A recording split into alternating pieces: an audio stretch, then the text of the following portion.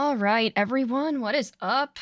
It's your girl Chris coming at you with an interview today. I was just going to go full screen for the whole thing, but my full screen, sorry, I was looking at my cat. My full screen overlay isn't as like set up for this kind of thing to like show the chat and whatnot. So I just decided to find some random loop. Like, we're sitting around the campfire telling stories, talking. So I just found this fireplace thingy that we'll look at while I'm doing this interview with our good friend Victor Freeze. He's going to be asking me some questions about myself and just my experience with Grand Blue and the FGC in general. So yeah, I'm gonna go hop over onto his Discord. I'll make sure that the avatars are up. Hopefully they're working this time, so you guys can at least see our little avatars in the corner. So okay. Let's do this thing. I'm gonna go hop in the VC. A lot of people don't, the sound is secondary for MK sometimes. You know what I'm saying? You got to keep it a bean. Yeah, no, I get what you're saying. Yo, actually, no, not really. I don't play Mortal Kombat. I know. I just came in and you were. Sorry. Sorry, did I like mentally flashbang you? Oh no, definitely not. All right, hold on. Let me see, because I gotta get your audio working. Yeah, do I sound okay on your end? You will in a sec. One second. All right, bam. Yeah, I just have like a video of, I don't know, like a fireplace, because I didn't know what else to put on my screen. You know what's crazy is that normally when I'm streaming off of my my PC, I'd have like a picture of like a Neo City in like 8-bit. Oh yeah. And that was always hype. But streaming off of my PlayStation for the time being, oh god. It's been some fun challenges associated with that. No, I can see that. An interview looks like an interesting twist. Yeah, like it's something different. Like I said, I'm giving myself a little brain break from fighting games this week, and I figured this would be a good way to do it. Oh yeah, no. Who better to do it with than Victor Freeze? This is the way. All right, this is the wave. This is it. All right, like it's gonna be fire. And on my streams, I have to get old Tekken sound playing in the back, so it's always good. Let me just make some final adjustments. You sound good on my headset, and that's always great. Play some music, but I don't know. I mean, it all depends. Like, it depends on like if you just want people to to vibe, I would play some lo-fi music. Lo-fi music's always good. Yeah, I have some lo-fi songs on my playlist, but I also most of my playlist though is like video game music, mostly from like Grand Blue and Strive. Those are like the games I play. But I listened to some of the Tekken soundtrack because I played the story. I'm like, damn, this music's good. I just need to add it to my playlist. Oh yeah, definitely. All right, give me 1 second. Let me see if this fixes things. I'll be right back. I bet that fireplace is less hot than my city. Well, from what you've described, yeah. All right, that should do it. All right, you can still hear me? Uh-huh. All right, cool. Yep. All right, chat. Let me know if y'all can hear Miss Chris. Hello. If so, we will get it going. My volume's good. Soundboard volume's good. Echo cancellation. Set that to standard. Automatic grain. How do you feel about your first interview? Good. I mean, I've done interviews before, but I guess not about like an FGC kind of interview. So yeah, I'm excited. I got some curveballs for you today. Don't worry. You said that yesterday. I'm like, should I be worried? Okay, like. No, like. Depends on worried. What's worried? I don't know. Well, there you go. Listen, I have anxiety, right? I worry about worrying. Listen, I will take care of you today. Well, I appreciate it. I'll take care of you today. Okay. All right. go. And then last thing we do, boom.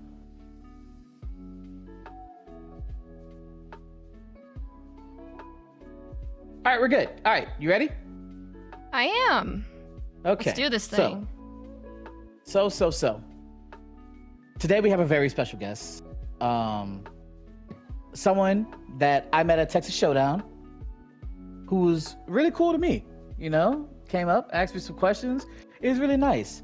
And ever since that day, I was like, you know what? I want to get to know this weird person who asked me questions. And here we are today. I want everyone to welcome Miss Chrysalis to Victor's Lab. How are you doing, Miss Chrysalis? Doing well. How are you? I'm doing good. It's hot down here. It's hot up here too, like even. It get hot wait, okay. So my geography's not great. Nebraska is where? Nebraska's like pretty much smack dab in the middle of the United States, like in the Midwest. I'm trying to think of how to describe it. So you're in Texas. It's about 2 to 3 states, like north of Texas. Okay. Yeah. Dang, you get hot up there too, man. Dang. Okay. Yeah. Hey, Tim. In a strange twist of fate, years ago, I was going to move to Nebraska. I remember that. Be thankful that you didn't, because it kind of sucks here. I hate it here. What even's out there? It's like, I know Nothing. Omaha's out there. You know, College Baseball World Series. Is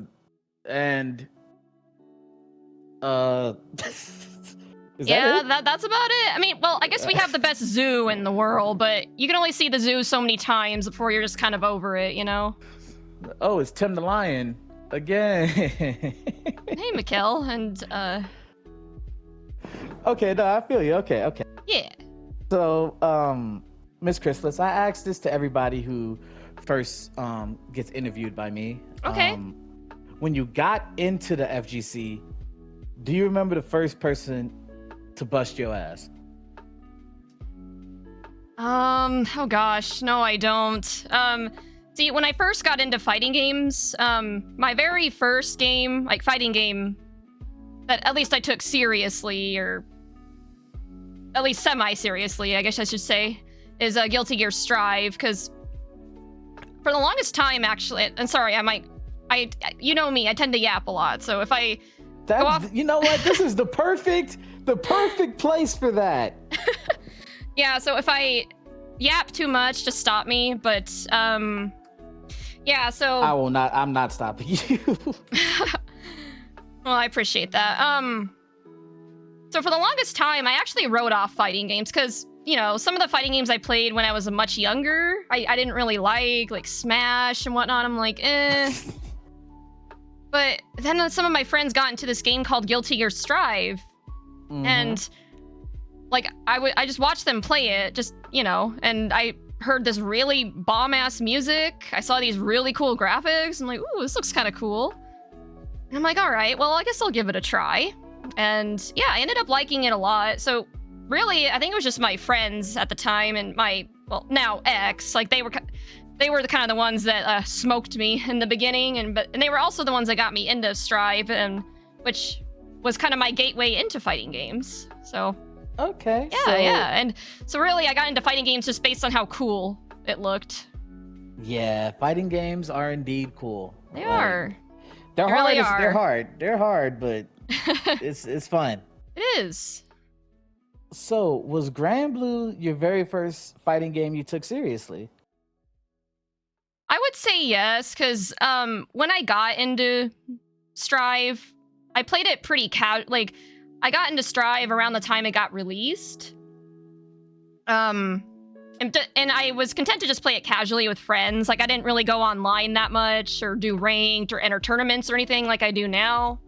And so a friend suggested I try out Grand Blue. He was like, hey, I see that you like to play Strive, and so I can tell you're into like 2D anime fighters. Maybe you'll like this game called Grand Blue that just came out. I'm like, and it had a free-to-play version. I'm like, okay, sure, I'll give it a try. And then I ended up falling in love with it. Like, and I even like it more than Strive. I mean, I still like Strive, but I kind of like Grand Blue a little bit more. And I don't know, yeah. When I picked up Grand Blue, it just sparked something in me. I'm like, damn, now I really want to get into fighting games. And then I actually entered a tournament for my very first local, and I drove like 7 hours to compete in it. Started entering a bunch of online tournaments, and then my community just kind of exploded on Twitch. So yeah, I would definitely say that Grand Blue is the first game that I took really seriously, and I'm starting to take Strive a little more seriously now too, but yeah, for sure Grand Blue was the first one. And it's been great. It's been a great experience. Yo, that's what's up. That's what's up right there. Now, I heard you did an interview with the voice actor for Siegfried. Not really an interview. It was more of like me teaching him the basics of how to play Siegfried. But I mean, it was kind of an interview. Like we were talking a lot while we did it. So yeah, that was a great time. So my question to you is this: one, how did you land that? Because that's a pretty big, thing to just land like that. You don't hear about that every day. So, like, how are you able to land? Yeah, I've actually told this story a few times, so I apologize to anyone in my chat who's probably heard this like 5 times or now, but what ended up happening was, like I said, when I picked up Grand Blue, my channel just kind of exploded with growth. Like for the longest time, I was a pretty small streamer, but then when I picked up Grand Blue, I don't know, just a bunch of the FGC just kind of came through, and I gained a bunch of followers and subscribers, and I usually I do pretty decently with views, most streams. So there was one day where I was at like 599 followers, and I'm like, okay, cool. And it was a particularly rough day, so I took a nap right after work, and I woke up, checked my Twitch, and saw that I had 600 followers. I'm like, ooh, okay, like, who is this 600th follower? So I checked my Stream Elements dashboard, and it said Jordan Reynolds. I'm like, oh, okay. And I didn't think anything of it at first, but I was just curious. So I clicked on the profile, and then it had like a banner of Siegfried, and it was like, oh, the voice actor for Siegfried. I'm like, wait, what? He was my 600th follower? No fucking way. That's hype. Yeah, it was so cool. And I'm like, damn, I want to like share this on Twitter, but I felt kind of weird about just doing that unprompted. So I reached out to Jordan on Twitter, and thankfully his DMs were open. Like, I didn't have to like request access or anything, and Right.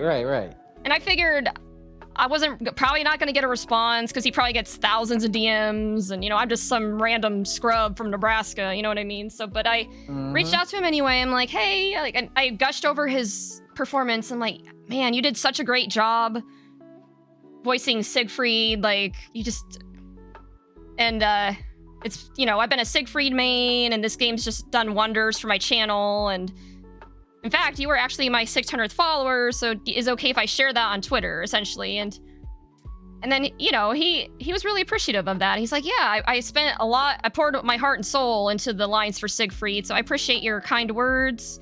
And yeah, absolutely, share the news. And I thought we were just gonna leave it at that. Right. But then, like, just unprompted, like, I didn't even ask for this, mind you. Like, this was his idea. Like, he reached out to me afterwards and was like, okay, hey, maybe we could do a collab stream in Rising where you teach me how to play Siegfried. And so yeah, the rest is history. We kind of went from there. Unprompted. And yeah, like it's just insane. Like just all the opportunities that Grand Blue has opened up, and the FGC in general has opened up to me. Like I'm very appreciative of this community. So yeah, sorry, that was a long story, but like yeah, that's how it happened. Like it just That's awesome. Right? That's what I'm saying. Like that's legit right there. That's what right? Okay, that's fire. And since that interview, what has changed about your stream?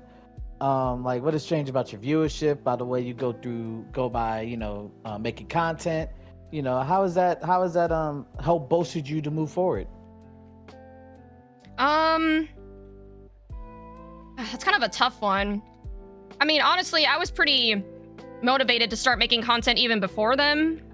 But I think the interview just kind of made me realize, like, hey, if I keep, like, it's a grind, and sometimes I get tired, but if I keep going, right, maybe some new opportunities will arise. And because Jordan even said, like, he's open to doing other collabs in the future. It's just, he's busy, so it's not like that can happen all the time. right. But ever since then, I've definitely taken streaming, especially like fighting game stuff, a lot more seriously. Like, I've started hosting my own tournaments. I do like community nights where I, run sets with my viewers. I do a lot of off-stream stuff too. Like, I make schedules. I do summaries on my stream, like thanking all my people that showed me support and just giving my thoughts on the stream afterwards. I don't know. Like, I've definitely taken things a lot seriously, and I think it's really paid off. Yeah, I'm already up to like 700, because like the first tournament I hosted was to celebrate 500 followers, but now I'm like already up to 700. It's just been insane the amount of support that I've gotten, and like I said, it's a lot of hard work, but people recognize the efforts I'm making, and yeah, it's been good. So what about this tournament I keep hearing about? I know it's named after someone pretty cool. I think the name is Chrysalis Cup? I'm not sure. Can you tell me more about this Chrysalis Cup? Sure. Yeah. So, like I said, Chrysalis Cup initially was just supposed to be a one-time thing that I hosted to celebrate reaching 500 followers, but the first tournament, like, there was a few things I think could have gone better. Every first tournament's a little rough. Oh, yeah. But for the most part, it ran pretty smoothly, and it was kind of insane.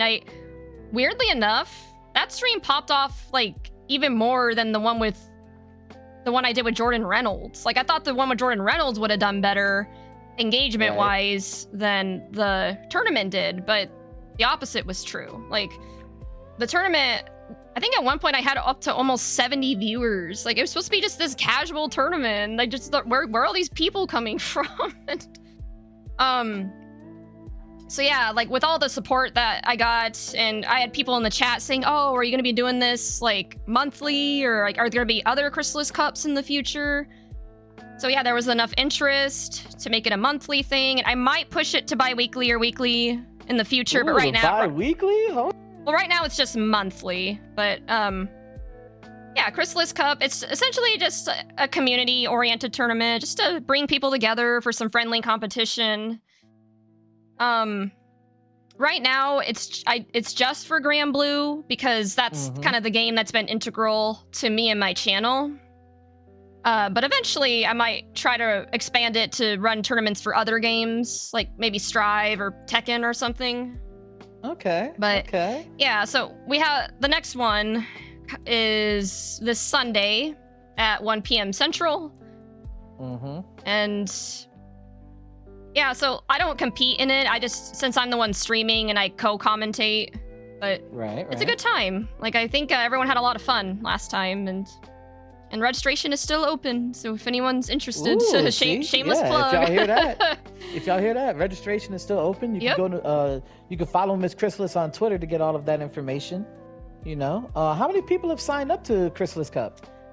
Let me check. Here, let me refresh. More than I was expecting. Right now we're at 24 attendees. And that might even go up, because I've heard some people that said they were going to sign up that just haven't yet. But yeah, we're sitting pretty good. And there's probably going to be some DQs. What's usually happens, but right. I still think 24 is pretty good. Yeah, you're doing a lot better than my first tournament that I ran. How did that go? Okay, so you want to hear me yap? I got something for you. Yeah, it's your turn. I have a game show series called the Terradome, right? So the Terradome, we do a bunch of stuff. We do Jeopardy boards. We do, like Immortal Kombat. We do like gamer-based things. Like, you got to switch characters every 5 games, stuff like that, right? My first tournament, I was throwing for $400. I don't know where I got the $400 from, but I had it and I wanted to spend it because I'm an idiot. So I'm like, look, $400. We're gonna do a top 8 invitational, right? and we're gonna do it across 3 different games. We're gonna do Street Fighter, we're gonna do Tekken, we're gonna do MK, right? This was like Oh, geez. 4 years ago. Boy, when I say that was the most shit show thing, because I didn't take it to, see, I wasn't smart. I didn't take it to account. Man, I wonder who's going to be running the bracket, plus commentating, plus making sure everybody's here. God. Oh, I guess that falls no. on me. So I had to do, and I was playing in it, so I had to do everything at once. Oh, jeez. It was, people were leaving. People were like, oh, I don't know how the score system works. I could have swore I told them like 8 times, you know what I'm saying? But, and like, people ain't know what the rule. People was like, hey, can I bring Wi-Fi? No, you know what I'm saying? No Wi-Fi warriors up in here. It was just like, what's popping, man? And at the end, I think at the end I was more upset because I got 2nd place. I was so pissed because I'm like, man, I kind of wanted to keep the money now after all the bullshit I had to go through. You know what I'm saying? Yeah, but, for sure. You know, the person that won, he was like, you know what? You put in a lot of work. You know what I'm saying? You did good. I was like, you know what? I appreciate that. He was like, yeah, but my PayPal is this. I'm like, ah. You know what I'm saying? He was like, my PayPal's right here. You know what I'm saying? You got. You know what I'm saying? You can send it whatever. I'm like, I'm gonna send it to you, bitch ass. But that's how my first tournament, the first tournament I ran, every tournament after that went smooth. So I have great hope for Chrysalis Cup. I know it's gonna do well. Thank you. Yeah. I actually heard there's a pretty person doing some TO work for Chrysalis Cup. I don't know who, but anyway, you know, it's cool. I don't know. Like, but I don't know. I don't know. But what are the rules of Chrysalis Cup, by the way? I kind of have it outlined on the Start GG page, which I don't know. And sorry, also my chat says hi, Victor. And oh no, you know, I was like, oh no, your tournament, like, see, that's why. Oh yeah, no, that's just I can't imagine. Like, I actually had a friend who hosted their first tournament recently, and they also had to TO the entire thing. And like, I'm like, fuck that. Like, that's why I have a team of TOs and commentators. No way I could do that while on stream, but... Oh, yeah. But it wasn't for the faint of heart. Yeah, no, for sure. As for the rules, they're pretty standard ones that you see in most brackets. Like, it's a double elimination. Like, the way that Grand Blue works is a little bit different. Like, you know how in Strive, usually it's the first to 3 for every match? It works a little bit differently with Grand Blue. We're going to have first to 3 up until top 8, and then top 8 is going to be first to 3 or best of 5. Okay. So I don't know, like, would it be helpful if I sent the link? Like, and yeah, just send it to me and I can send it out, yeah. Yeah, and then another rule is basically just everyone has to join the Discord, which is also pretty standard for a lot of tournaments. Yeah, that's standard protocol. Just because that's where all the communications get facilitated, so that's where people go to, you know, check in and find their opponent and report scores or DQ themselves if they have to, you know, all that stuff. All the good stuff. So yeah, let me DM you real quick. Yeah, so that's the link to the tournament, and there's a section on that Start GG page that kind of lists all the rules and so yeah, pretty standard rules, I would say. And yeah, nothing too crazy here, you know, some that everybody's gonna, you know, of course there's gonna be like 2 people that's like, man, I didn't see any rules. It's like,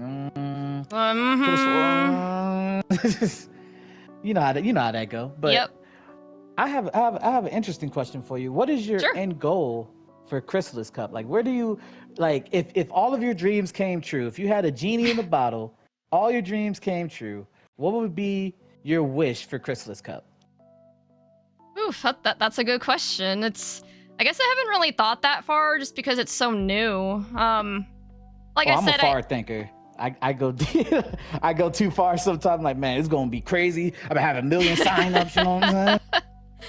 Yeah, sometimes I'm guilty of that too. Like I said, I have anxiety, and I'm a project manager, so I think like way too far ahead in the future sometimes, I think. But I think, like I said before, I think I just want to grow it to where hopefully it becomes either a bi-weekly or weekly thing, and I have a stable team of like commentators and TOs. And I don't know if I'm going to get it as big as like TNS or anything, but you know, I'd like it to get to the point where I don't have to like advertise for it anymore. Like people just like want to sign up for it, you know? Oh, people just know. Exactly. So I kind of want to get it to that point, preferably. That's really it. I mean, at the end of the day, you know, Grand Blue, it's such a niche community. Doesn't have as many players as like, you know, Tekken or Street Fighter or something. So like, I just kind of want to create a safe space where everyone can come together for some friendly competition. And so, yeah, I guess that's the main thing. Just kind of grow it so it's a little more recognized and held more frequently and just brings people together. And I guess, I don't know. Okay, no, that's Hey, good Cope. right there. That's good. Good to see you. Okay, so I know you also compete in Grand Blue. I've seen you compete at Texas Showdown for, I think it was Grand Blue, Strive, and Street Fighter, if I remember correctly. Yes. So, what are your goals as a competitor? Do you like competing? You know, do you want to like become like a legit threat, or do you just do it for the love of the game? A little bit of like all of those. I think at some point I would like to be a little more competitive. I think because right now I'll admit I do set the bar a little bit low for myself, where I'm like, okay, as long as I don't. Okay, wait. Okay, before you go further, where is the bar? So where is the bar? The bar for me is that as long as I don't go 0-2 or 0-3, like as long as I can take at least one round, then I'm happy. Okay. No, that's fair. That's fair. I think, you know, just starting out small, but eventually, yeah, I'd like to be able to do like better than that, or just consistently get top 8. I mean, I know that's kind of a pretty ambitious goal, but it's ambitious, but you know, yeah, you can get there. Yeah, so I think for me, it's just, yeah, just being consistently at least getting some rounds off and maybe getting a top 8 here and there. And I've been doing that a little bit more in online brackets recently, and ultimately though, I just do it for, like you said, the love of the game and the community. Like right now, like I'm a little more casual with things. I'm like, you know, if I win, it's a bonus, but if I don't, then, you know, at least I got some good experience. Yeah, I saw your name on that top 8 graphic styling, you know what I'm saying? Granted, some of those top 8 graphics I only got because there was less than 8 people, but hey, listen, we take those. Look, I'm that type of dude. I take those. I don't care who was there. I don't care who wasn't there. All right, you see my name up there, and that's all. That's all that matters. All right, my name up there and yours ain't. That's all that matters. It's true. It's true. But although to be fair, I did make it to top 8 recently in I think there was 19 people. So that I actually earned. Yeah, that was actually legit. I'm like, yes. Okay, but here's my thing, right? Let's say, you know, there's either 8 or less than 8 people at a tournament, right? Yeah. Right. So you're doing it for the love of the game for the first part, right? Yeah. And if you already passed your bar, like if you took a round or 2 rounds, you took a game or 2 games, right? Well, then technically, by your metric, you did earn that top 8. Well, yes, that's true. Yeah. See, we turned her around, chat. That's how we do it. All right. The reverse psychology. Reverse psychology. First of all, we take the. Listen, I'm gonna tell you like this. My first tournament, right? I went 0-2 for months, 3 months. I went 0-2, right? And I told myself, this was in MK11 days. I told myself, I'm like, look, I'm gonna get multiple top 8s, multiple tourney victories. You know how we think sometimes. Like, look, I'm that dude. Yeah. You know what I'm saying? It's just not showing up right now, but I'm that dude. You know what I'm saying? And I felt the same way about commentary. I'm like, you know what I'm saying? When I first started commentating, I had to beg for commentary. I had to beg. Like everybody had to be sick. And then the other person didn't want to do it, so that's why they chose me type stuff. Right. That's how I first got into humble commentary. Beginnings. Humble beginning. I had to beg everyone. And to eventually, you know, I commentate Texas Showdown. I'm commentating top 8s for regionals in Oklahoma and in Louisiana. Yeah, and that's stuff. awesome. And, you know, tournament victories. I got some tournament medals behind me, you know what I'm saying? Yes, we love that for you. it's all humble beginnings, you know what I'm saying? It is. You start off like, and I know Grand Blue and MK is a little bit different in terms of like player base, but MK is a smaller community as well, mainly because we don't have people outside of the states really playing it heavy. Like we don't have the Asian community playing it, or Really? people, the boys. It's banned in Japan. MK. Is it?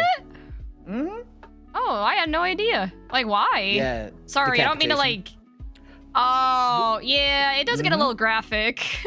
Listen, look, that's one reason I played it as a kid. A little bit of decapitation, a little bit of, but also it had some cool characters. It had Sub, what I'm saying, had Scorpion and stuff. I'm like, yeah. But yeah, like our player bases are different, but the goal still remains the same. It's like, okay, we start off as nothing and we turn in to something. You know what I'm saying? Like we turn it into something nice, and then you get to look back and be like, man, I remember when I had to beg for 3 weeks to get this commentary role, or I remember when I used to go 0-2 in this tournament. Now I'm second place, first place. Now I'm going to regionals and majors and stuff, doing my thing. You know what I'm saying? So like, at least that's how I did it. Like we start off slow, and then, I mean, it took years, but it happened. Yeah. Usually, that's usually the case for a lot of things, where you have to grind sometimes for years before you finally start, seeing results or anything. So yeah, I'm proud of you. That means. Here's a question. Okay, what's up? If you could get a medal at an event, which event would you want that medal in? Are you talking about like majors? Major, regional, don't anything that gives out a medal if you get top 8 or top 3. See, I'm still trying to familiarize myself with like all the majors and regionals. I've heard of some big ones, like some of the big ones I've heard of, besides Combo Breaker and Texas Showdown, are like Frosty Faustings. Yep. Evo. Yep. I'm blanking on CEO. Yeah, CEO. Thank you. I was like, yeah. Also, Combo Breaker, of course. Yeah. There's East Coast Throwdown. Oh yeah, I've heard of that one. I have some friends that have competed in that one. There used to be Soul Cal regionals back in the day, man. I missed that. Oh, nice. There's a few that was back in the day, but yeah, those are the main ones. I think for me, out of all of those, probably Evo. I feel like Evo is probably the most recognized, the most like prestigious, Yes. Yes. Yes. Did you know that at Evo, I got 25th place out of like 300 people in MK? In 11. 11. Oh, nice. Congrats. That's amazing. And I was upset because I'm like, because I was so close. I was close to getting top 16, but a few mistakes here, a little bit of nerves there, a little bit of anxiety here, and I went 1-3. Yeah, that'll do it. Yep, I've had that happen plenty of times. Trust me, like it stings. What events are you planning to go to in the future? I'm in a tough spot right now, where I want to go to other majors, but I can't. I think, at least not this year, I don't think, because Combo Breaker is going to be my last one for probably this year or for a while, just because, I mean, I've talked to you about this on my streams, where my plan is to be moved out of Nebraska, hopefully by the end of the summer. You don't like Omaha? Well, I'm not in Omaha, but no, I just don't like Nebraska in general. Because that's the only thing I hear about Nebraska is like, oh, Omaha's cool. Like, Cool's one word for it. Not the word I would use, but that's besides the point. So yeah, and moving costs money. So, and I do pretty well for myself, but the reality is, I'm not that well off to where I can afford to move and go to a major. And oh nah, yeah, definitely not. So, but for the future, when I'm all moved in and settled or whatever, I definitely want to go to some of the other majors that we were kind of talking about. Like, definitely at some point want to go to Evo. I've heard Frosty Faustings is a vibe. So yeah, it's great. Want to check out. So great. Yeah, I wasn't able to go to that this year because I was on a work trip when it was happening. Okay. But so yeah, no concrete plans. But you know, like hopefully next year I'll go to some majors. Oh yeah. I know. Don't have the finances. Yeah, I feel you know. Oh, facts. I know in November there's going to be a regional in Oklahoma. I don't know. Called King of the Sticks, which actually has a very big Grand Blue scene. Ooh, I'm intrigued. Oh yeah. Also, you know, there's somebody who won MK1 last year for King of the Sticks. I ain't gonna say who, but anyway, they have a great Grand Blue scene, and I wanted to remind you of that. If you're going to be near Oklahoma at some point in November, they have a big Grand Blue scene out there. Especially last time that I was there last year, it was pretty big. Well, like I said, if everything works out and my plan is to be moved, probably somewhere in, I don't know, like when I was at Texas Showdown, like I mean, minus the traffic, I thought Houston was pretty appealing. Like I actually know a lot more people down there than I realized. Mm-hmm. And, you know, the weather's warm, which is pretty important. And I heard the, FGC scene down there is pretty poppin'. So the Texas FGC scene in general is very good. Yeah. So if all goes well, I'll be down there hopefully in like August or so. So yeah, maybe I'll be able to make that because Oklahoma's right by Texas, right? Like they border each other. Yep. It's like from Dallas, it's like 4 hours. 4 hours. Oh, that's not bad. Shit, oh, yeah, I'm driving that. 8. I was straight. Well, shit, I'm driving 8 hours to Combo Breaker here in a week. You're driving 8 hours? Yep, sure am. I drove 7 hours to like my very first local in St. Louis. I enjoyed it. Like I'm one of those weird people that enjoys long drives. Like I think they're very cathartic and it gives me time to think and just listen to my own music and podcasts. You know, it's just not something I get to do very often. So. What type of... Oh, I'm going to ask you about podcasts later. But I would drive all of those hours, but I don't think see the way my car is set up, I don't think it's going to be able to drive 8 hours straight.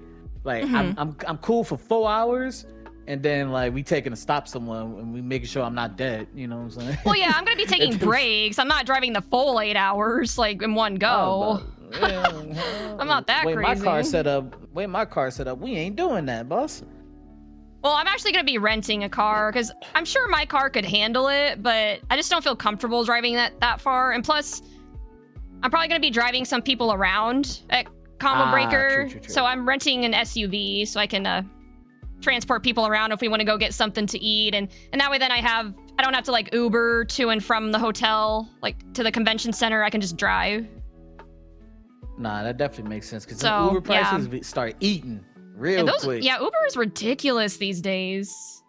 Like the Uber that I took for Texas Showdown, like originally a friend of mine was gonna pick me up, but I had to like switch airports just because a flight delay or whatever. Right. So I had to take an Uber to my hotel. And I think it was like, what, 50, 60 bucks? Yep. And then on top of that, my Uber driver was creepy. Like he kept looking at me through the rearview mirror. And like, actually, you know what? One of the first questions he asked me as soon as I got in his car was like, "Oh, how old are you?" I'm like, "Why do you need to know that?" What? Like, I think he I'm old enough to pay for the Uber now. Let me roll out. I think he might have had the hots for me, but I look younger than I am, so he didn't want to like hit on somebody underage, and he was like, "That's wild." He's like, "Are you okay?" I'm like, "Yeah." And then That's like insane. It was funny because when close to the hotel, we had to stop for gas. He's like, "Is it okay if I stop for gas?" I'm like, "Sure." So we did that. And then it was so weird. As he was fueling up, he opened like his car door I was like, oh, thank you, and then shut it. I'm like, for what? Why are you thanking me? Like, he was so weird. Yeah, nah, fuck off. See that? At least that's one thing that like is crazy about Uber, because I had those experiences. Well, plus when I was out there, you know, I drove down to Houston, right? But you know, like sometimes I don't want to take my car out of the convention center just to go get something to eat and then come back. You know what I'm saying? Like I don't want to do all that. Right? So I was like, you know what? Yeah. I'm like, my homie's rolling out to eat. All right, I'll just Uber there. How much the Uber? Like $60. Like what, man? You crazy? I'm like, bro, man, I got my car out there so quick, man. I'm like, man, nah. And then, the gas was like, gas hit me for about 45, 50. I'm like, oh, fuck. I'm like, bro, I can't win out here, man. Gas hit me for 50. Like, yeah, everything is so expensive these days. It's insane. I'm like, man, where the COVID prices at, man? Let me get that 250 right there, or yeah, at least like that 280. We could do 280. Yeah, the only thing I really miss about COVID are the prices. Like, damn. Wish we could have those again. Man, the prices, and nobody was at Walmart, so you could just scroll. You can scroll through Walmart, just get whatever, and you roll out. You know what I'm saying? That was, man. I mean, I'm glad I didn't get sick, but like, man, like those were the times, man. Be looking for any excuse to drive someone, man. Yeah, shopping at Walmart, like nowadays, it just makes me irrationally angry. Like people, it's so crowded. So you feel the same way I feel. Yes, that's what I've been saying. Like I already hate grocery shopping, but I hate it just because people don't watch where they're going. They just stand in front of where I need. Stand dead in front of the bread, like, hey, bro. Like I just hate it. But I have to do it because I have to eat, but I don't enjoy it. Facts. So at Texas Showdown, how was your experience, Miss Chrysalis? Like just overall, or? Yeah, overall. How was your experience? It was great. Like it was my very first. Well, I don't know if Texas Showdown's really considered a major. It's probably more regional, but it depends on what game it is. So like, I know for Tekken it's definitely a major.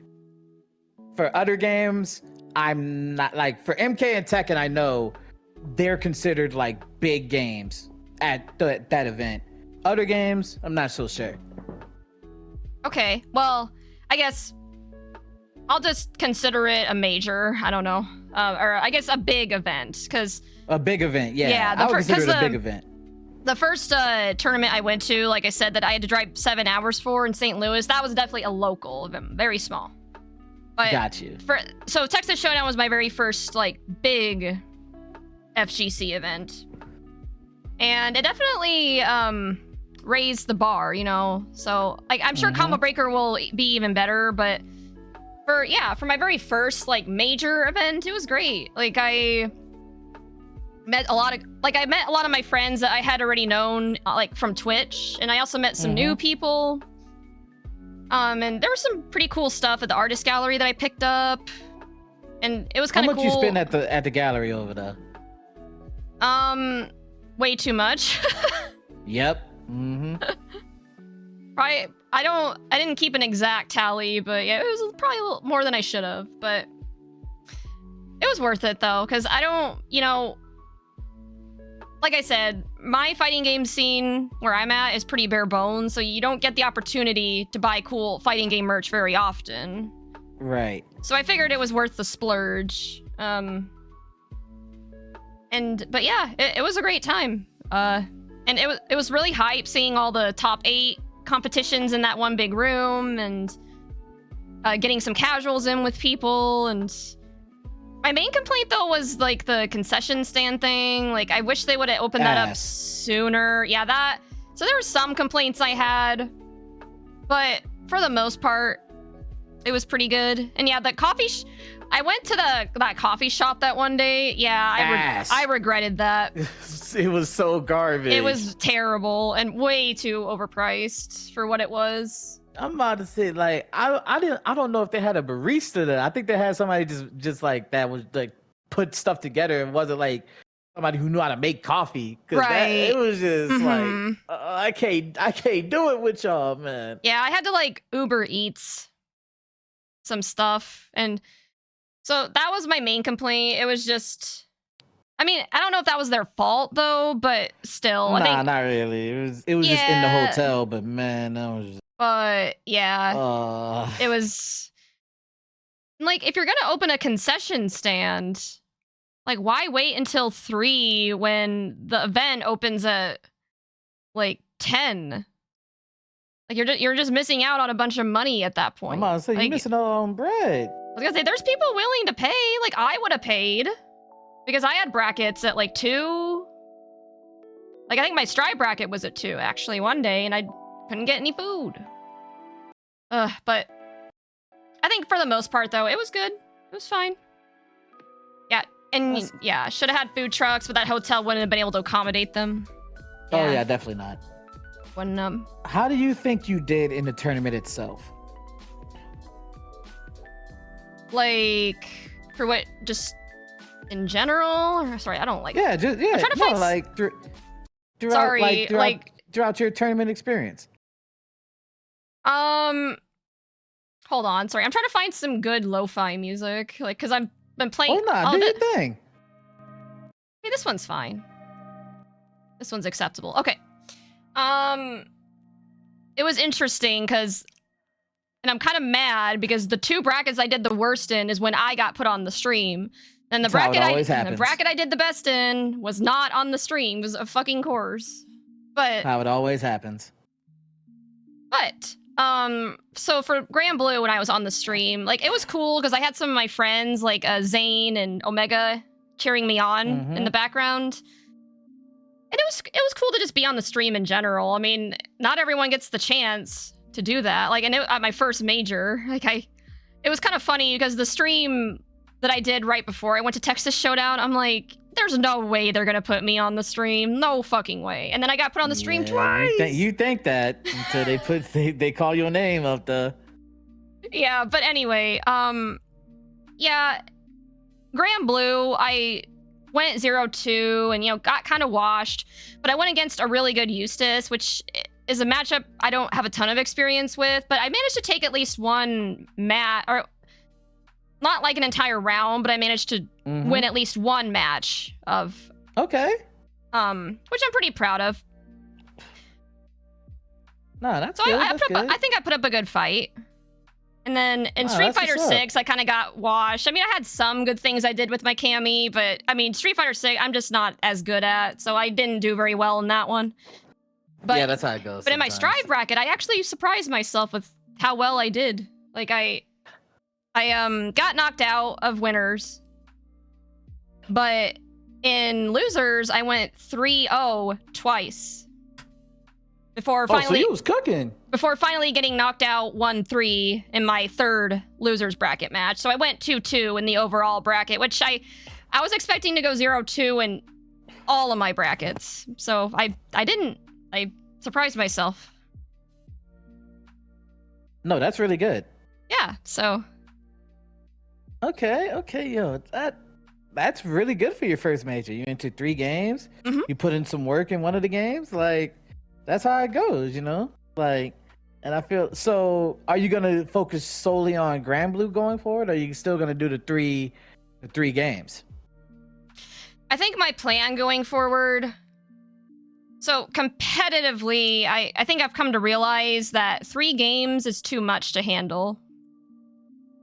And I'm going to be honest, I'm just not jiving with Street Fighter 6 that much. So I think what I'm going to do for combo breakers, I'm going to DQ myself from Street Fighter 6 and just focus on Grand Blue and Strive competitively.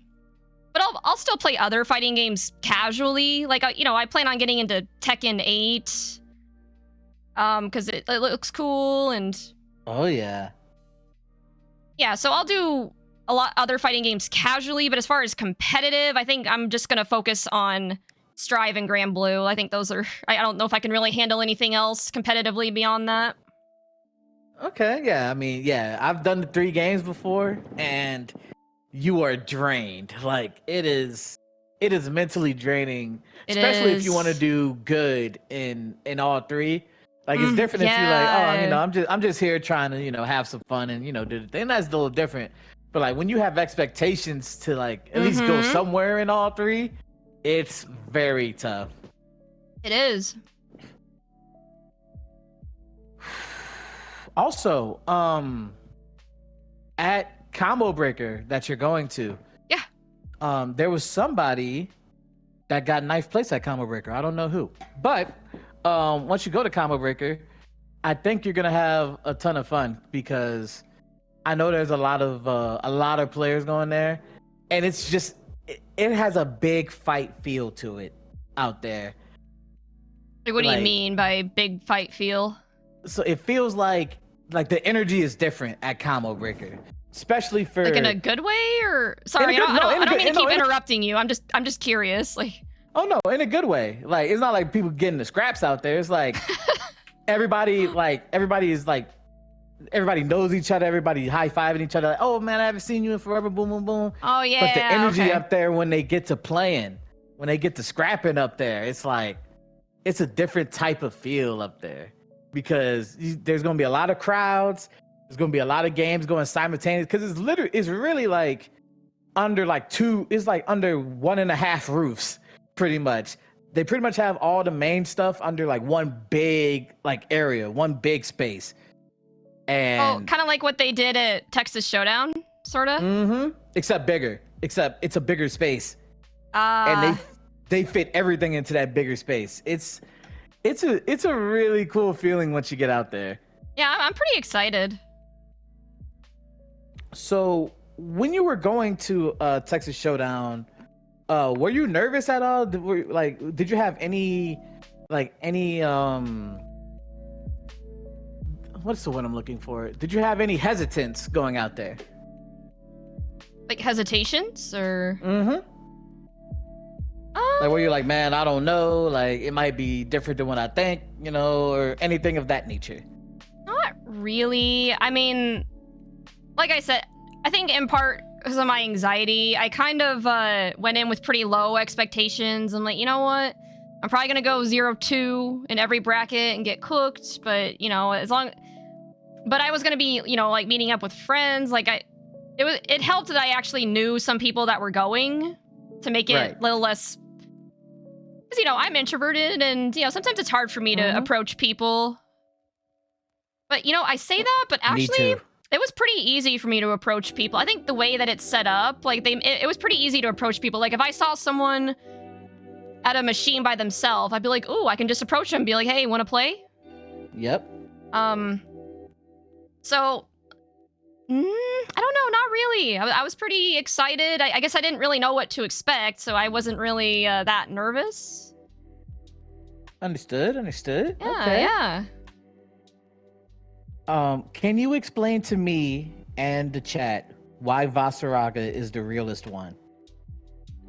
Wait, oh, is this the curveball you were talking about? There's a few more. Oh, okay. Well, Vasaraga is the coolest one because, despite all, like, he has a pretty tragic backstory. I don't want to spoil as to what that backstory is. I'll let you guys find that out for yourself. A good way you can do that is watching his Fate episodes in Relink, or Grand Blue Fantasy Relink, I should say. And you also learn about him in the Rising story a little bit. But he's the realest one just because, he's been through a lot, but how, like, if someone goes through a lot of shit, like, in their past, like, if they have a tragic backstory, they can either use that as a force for good or a force for bad. Exactly. Yeah. Vasaraga uses it for good. Like, he's been through a lot, but he uses that to lead a good life and just be kind to other people. Plus, he looks cool as hell. He's got a really big scythe, and I mean, I don't know. Like, he's just a homie. I really don't know what else to say. Who is your main in Grand Blue Fantasy Versus? Siegfried. And why did you choose Siegfried?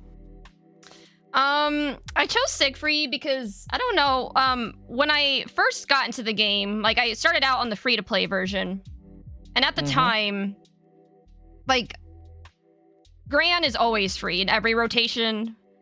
But in addition to Gran, there's 3 characters that are part of the rotation, and I think they determine that based on like which character wins a big tournament or whatever. So at the time when I was doing the free-to-play version, the other characters in the rotation besides Gran, I think it was Narmaya, Belial, and Siegfried. Okay. So I tried them all. And the others, I mean, they were okay. Like Gran, Belial, and Narmaya, they were cool and all, but I don't know. It just felt like something was missing. But when I picked up Siegfried, I'm like, damn. Like, he looks really cool. Like, he's got a really badass design, great voice acting, and he's fun to play. Like, he's got really big buttons, and for me, another thing too is he's a pretty stoic character, and that's kind of like what I'm aspiring to be. So he's just from a character perspective, he's really cool and just really fun to play. And listen, I'm gonna be a little honest here. He's also pretty hot. So that's where I was. That's where I was going next, because I've heard some, heard some things that you've said about Siegfried, and I'm like, I can understand. I can get it. He's an attractive man with a big sword. He's got them luscious locks. But I also know that you enjoy him with his helmet on. Yeah, he looks cool with both with and without. Also, it's crazy because I realized, like, after watching more Granblue stuff, that my brother plays Siegfried as well. So. Oh, does he? Mm-hmm. Sick. Like, he plays Siegfried as well. My brother plays when he gets time, he plays some Granblue. He really enjoys it. I didn't know that until I came up to him. I was like, "Hey, bro, you heard about this game?" He's like, "Oh yeah, man, I've been on that." Oh, all right. I've been on that grind. The Granblue grind. The Granblue grind, yeah. GG. Also, I've been getting into Granblue a little bit. Been playing some Gran. Nice. Been testing the waters. Is there any advice that you would give someone that's just getting into Granblue? Good question. I know that Granblue's sort of like Uni 2 in that some of the tutorials that it has in its training mode are pretty helpful. Like, it kind of shows you some basic combos that it has you practice, and it also has a thing like I forget what it's called, but it kind of gives you some tips on certain matchups. So if there's like a matchup you're struggling with, like the training mode will also give you some pointers on how to deal with those matchups. Yeah, I guess utilizing the training mode because it has some pretty good resources.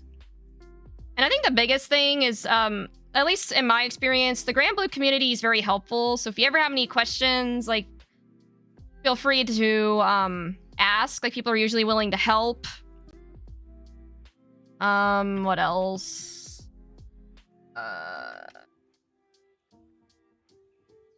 There's also like some videos out there. Like, another good thing you can do is watch videos from like master rank or pro players that play your character and kind of see what they're doing and try to copy them, I guess, like steal their tech.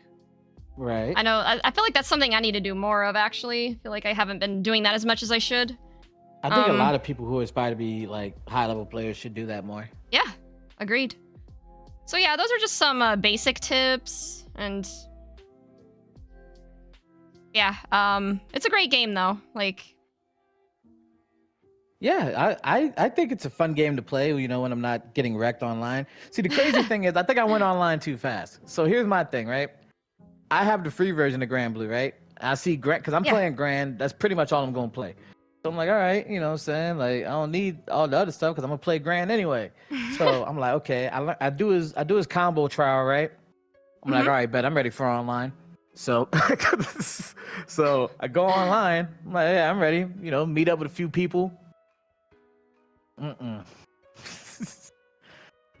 I get crushed. I'm like, dang, man, am I trash at fighting games or something? Like, what's happening? No, it's I get in there, boy.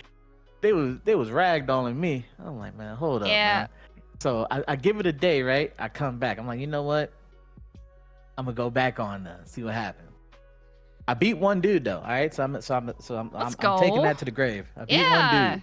Rest of them, Progress. man, they beat the shit out.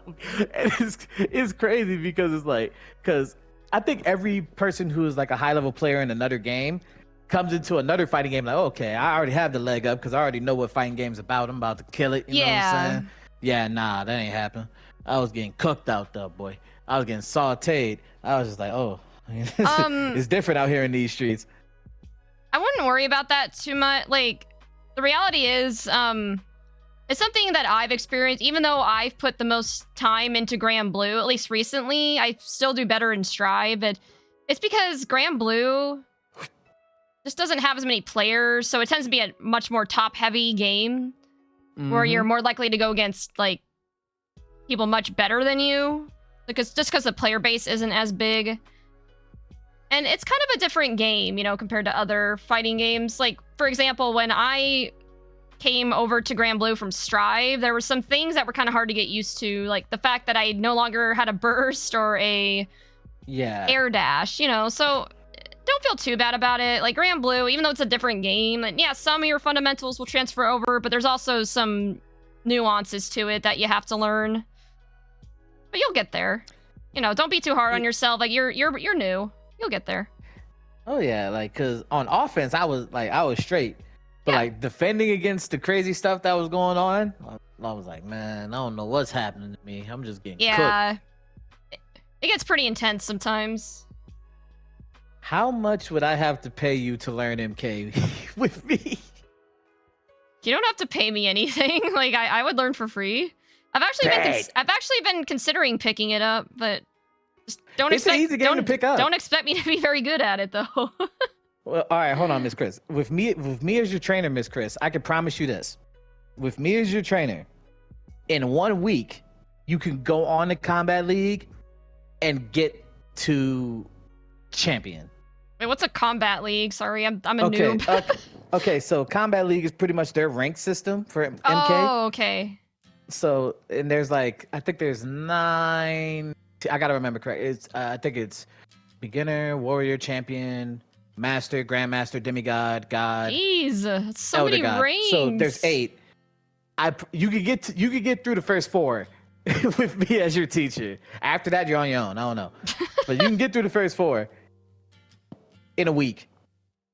Also, all we gotta do is find a character you like, right? We're gonna find a character you like, and then we're gonna find some stupid shit. And then I'm gonna teach you that, and then you'll be straight. Also, someone from my chat said that they would throw down with you on Mortal Kombat, and you can show them how bad that he is at Shao Jinko. Did I say that right? Shao and Shujinko? Oh, I play that team. I play that team. I could teach you that team. Yeah, there you go, Yanalba. Yeah, that team. Look, no, Yanalba been to my chat. He know how I get down on MK. You know what I'm saying? Hey, just hit me up. You know what I'm saying? We'll get you right.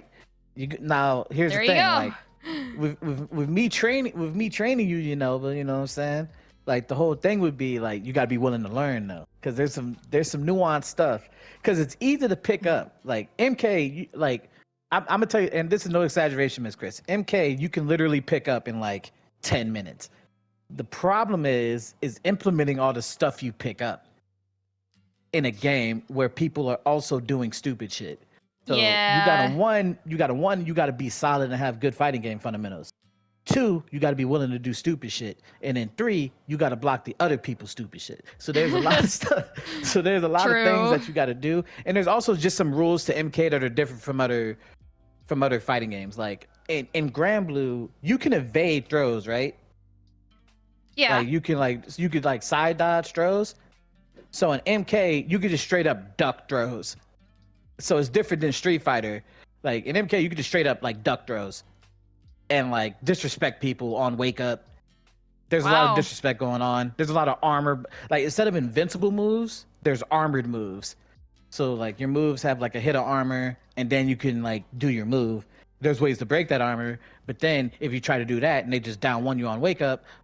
Okay, now I'm yapping. I'm sorry. No, you're fine. No, this is like interesting. Like, because I have considered Mortal Kombat once. Yeah, like yap away. There's a lot of intricacies, but like to get you started, Miss Chris, I'll tell you this: what character would you like to learn in that game? Oh gosh, I don't even know all the. I'd have to look at the characters. I don't know the cast at all.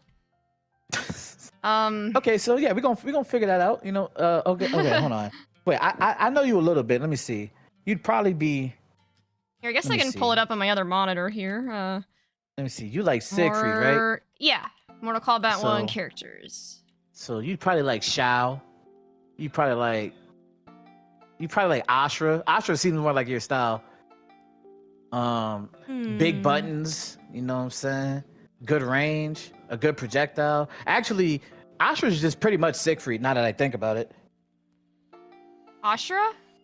Yeah, Ashra's just like Siegfried, because Siegfried has the big like linear fireball, right? That goes slow across the screen, and it's plus on block. Yeah, that Ashra got that. Ashra got a big sword, big buttons, and she looks cool.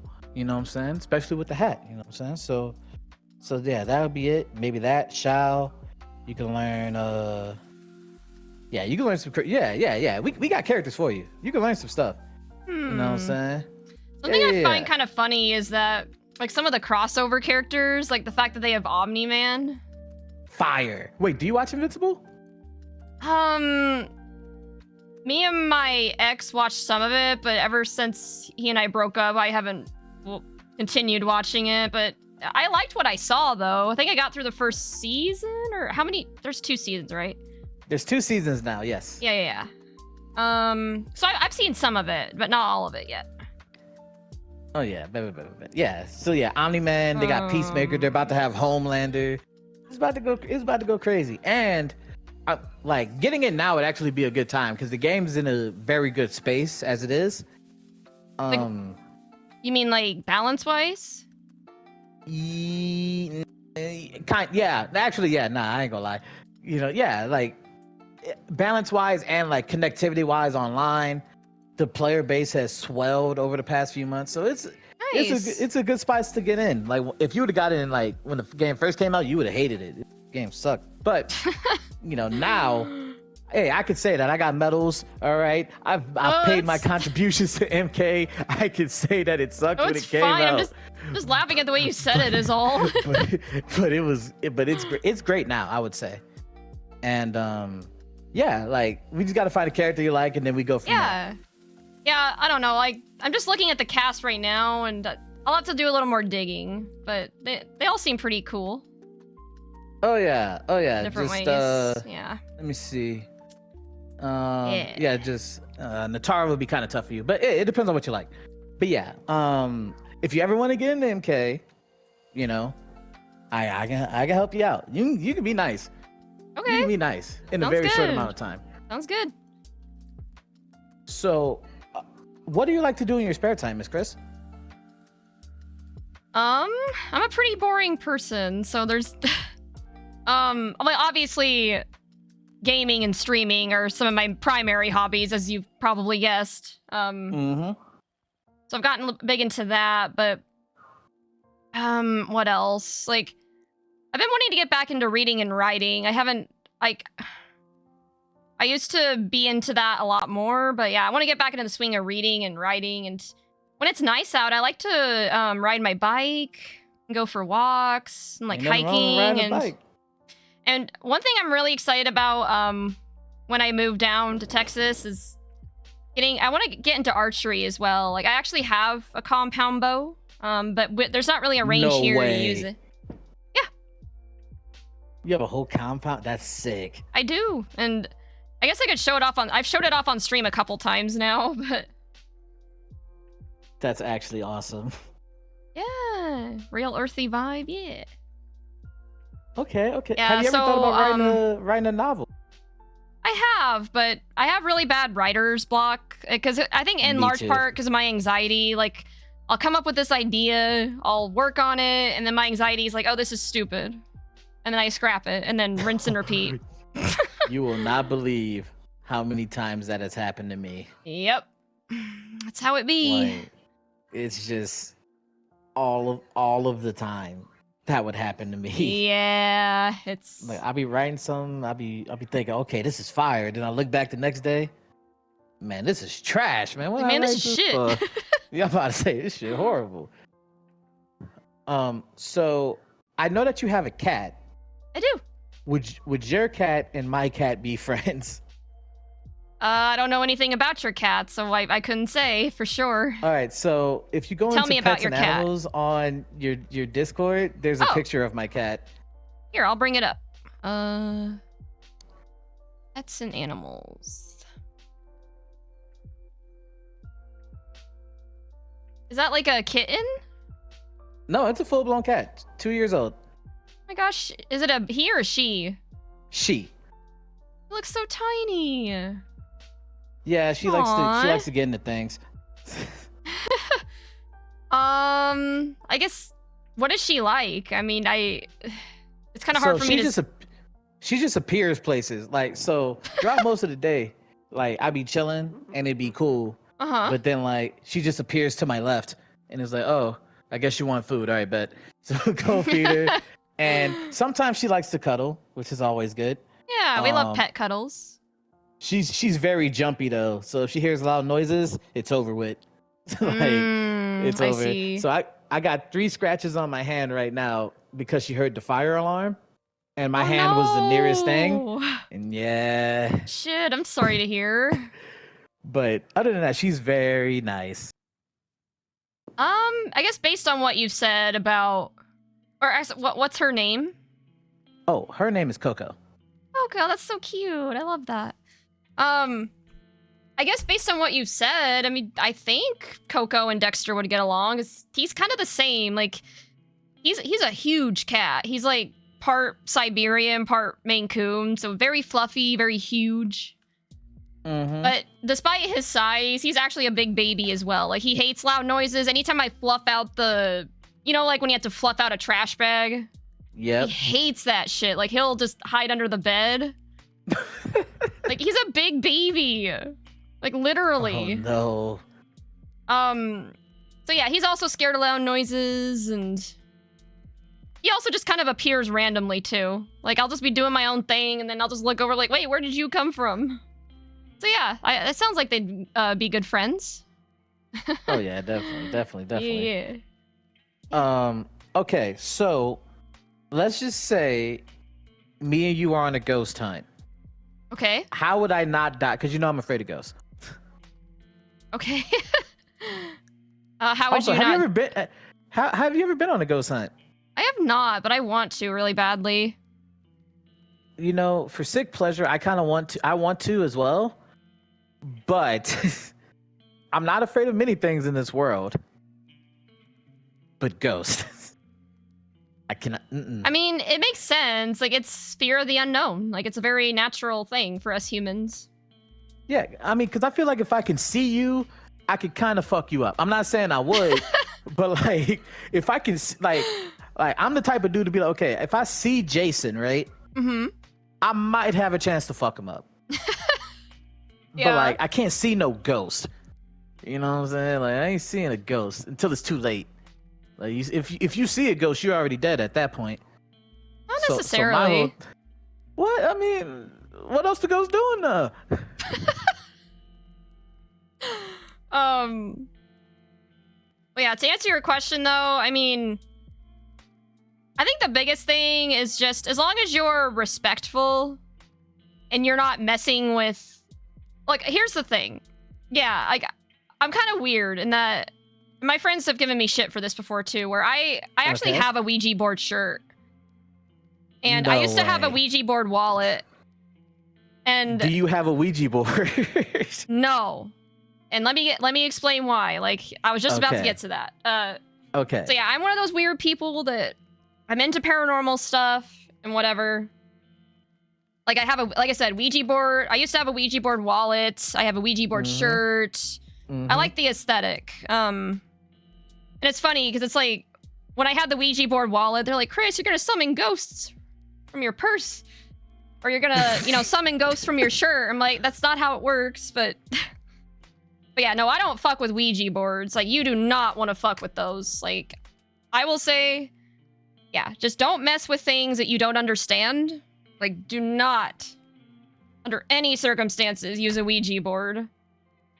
Because just don't. Yeah, Yeah, you nah, as fuck long all as that. yeah, and the biggest thing I think is just to be respectful because don't taunt the ghost and be like, oh, like you're stupid ghost or whatever. Like, Who the fuck turned ghost out here? Hell nah. Look. yeah, Mm-mm. and there's things that you can have that'll protect you from that stuff too, like holy water, crucifix, things like that. Ouija board is like a crowdsourced joystick, kind of is. Man. But just because it's we go on a ghost hunt? I'd be down. Hell yeah. But like I'm gonna tell you like this. If I hear or see anything, I'm turning into Scooby-Doo. Trust me, I'm out. But I'll go in. I'll go in and what I'm saying, we can have a great time. As soon as I see something crazy, I'm out. And I'm gonna give you the choice. I'm gonna be like, look, like we cool, so you could come with me because I know you just saw what I saw. So like, are you gonna be the one like, man, we should investigate why that broom just fell on its own, or the door's right there, and the door's right there. Now if the door closed, it's all over at that point. I'm done. I'm shutting down. I think I would investigate in that case, but Jesus Christ! The moment the ghost does something to harm me physically, whether that's scratching or pulling my hair or something, then I'm like, nope, I'm done. Let's go. At that point, I think they're gonna close the door and then we just stare now. Like now it's over with.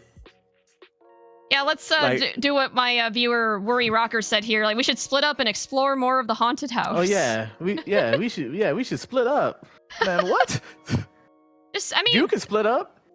But there's investigators that do that all the time. Like they just use walkie-talkies and. Bro, but like, hold on, because I know you're a big horror movie fan like me, right? Yeah. You know that ghost can mess with those walkie-talkies. Like the ghost could tell you. See, the ghost gonna say, "Hey, come down to the basement. I'm here. I need your help." And then I'm gonna go down to the basement, and then it's over. It's over with. They can, but it's highly unlikely. I think the most that they can do is make the batteries go dead. I don't think they actually have the power to manipulate, like, the speech. I think that's more demon. Yeah, I think that's more demon that would be able to manipulate. I don't think ghosts that would be able to. Ghosts are just like, oh, the batteries are gone now. Like, damn, yeah, exactly. So I think you'll be fine. Okay, what's worse in your horror movie opinion, ghosts or demons? Probably demons. Because the thing is, like I've said, not all ghosts are harmful. Like sometimes ghosts are just there, because they're stuck. Like they don't know they're dead, And not all ghosts are bad. Like I actually lived in a house a long time ago with a good ghost that was trying to protect me. It freaked me out. I need to know this entire story now. Well, it's not so much a story, but I guess I can tell you a short story of how I knew that house was haunted, but it was a good ghost though. Like it wasn't trying to harm. It was actually trying to protect us, I think. Yeah, so this was back when I lived, I think I was in like middle school, elementary school, something like that. I was pretty young at the time. And this was back when like we lived with my abusive stepfather.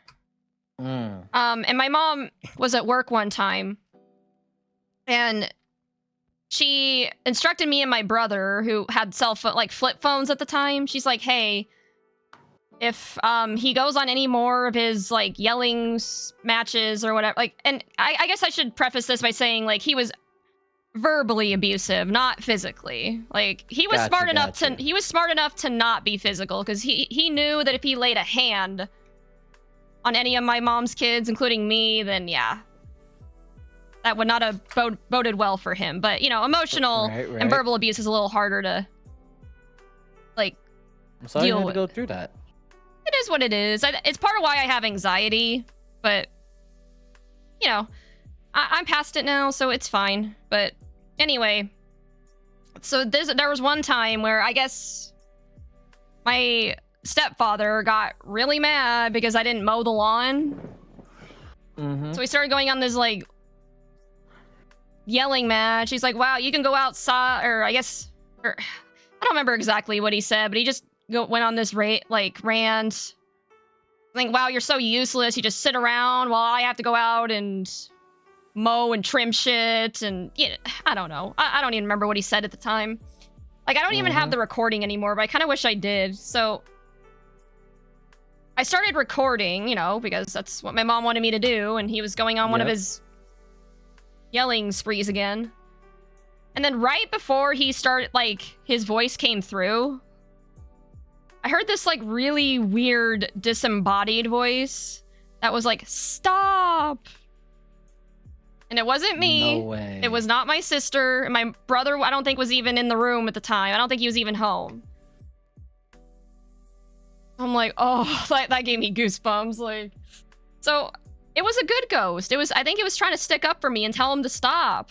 Stop yelling at her, She didn't do anything wrong. So holy shit. I think it might have been it seems like it was a kid ghost, because we actually did a mini ghost hunt in the basement once, me and a couple friends and my brother.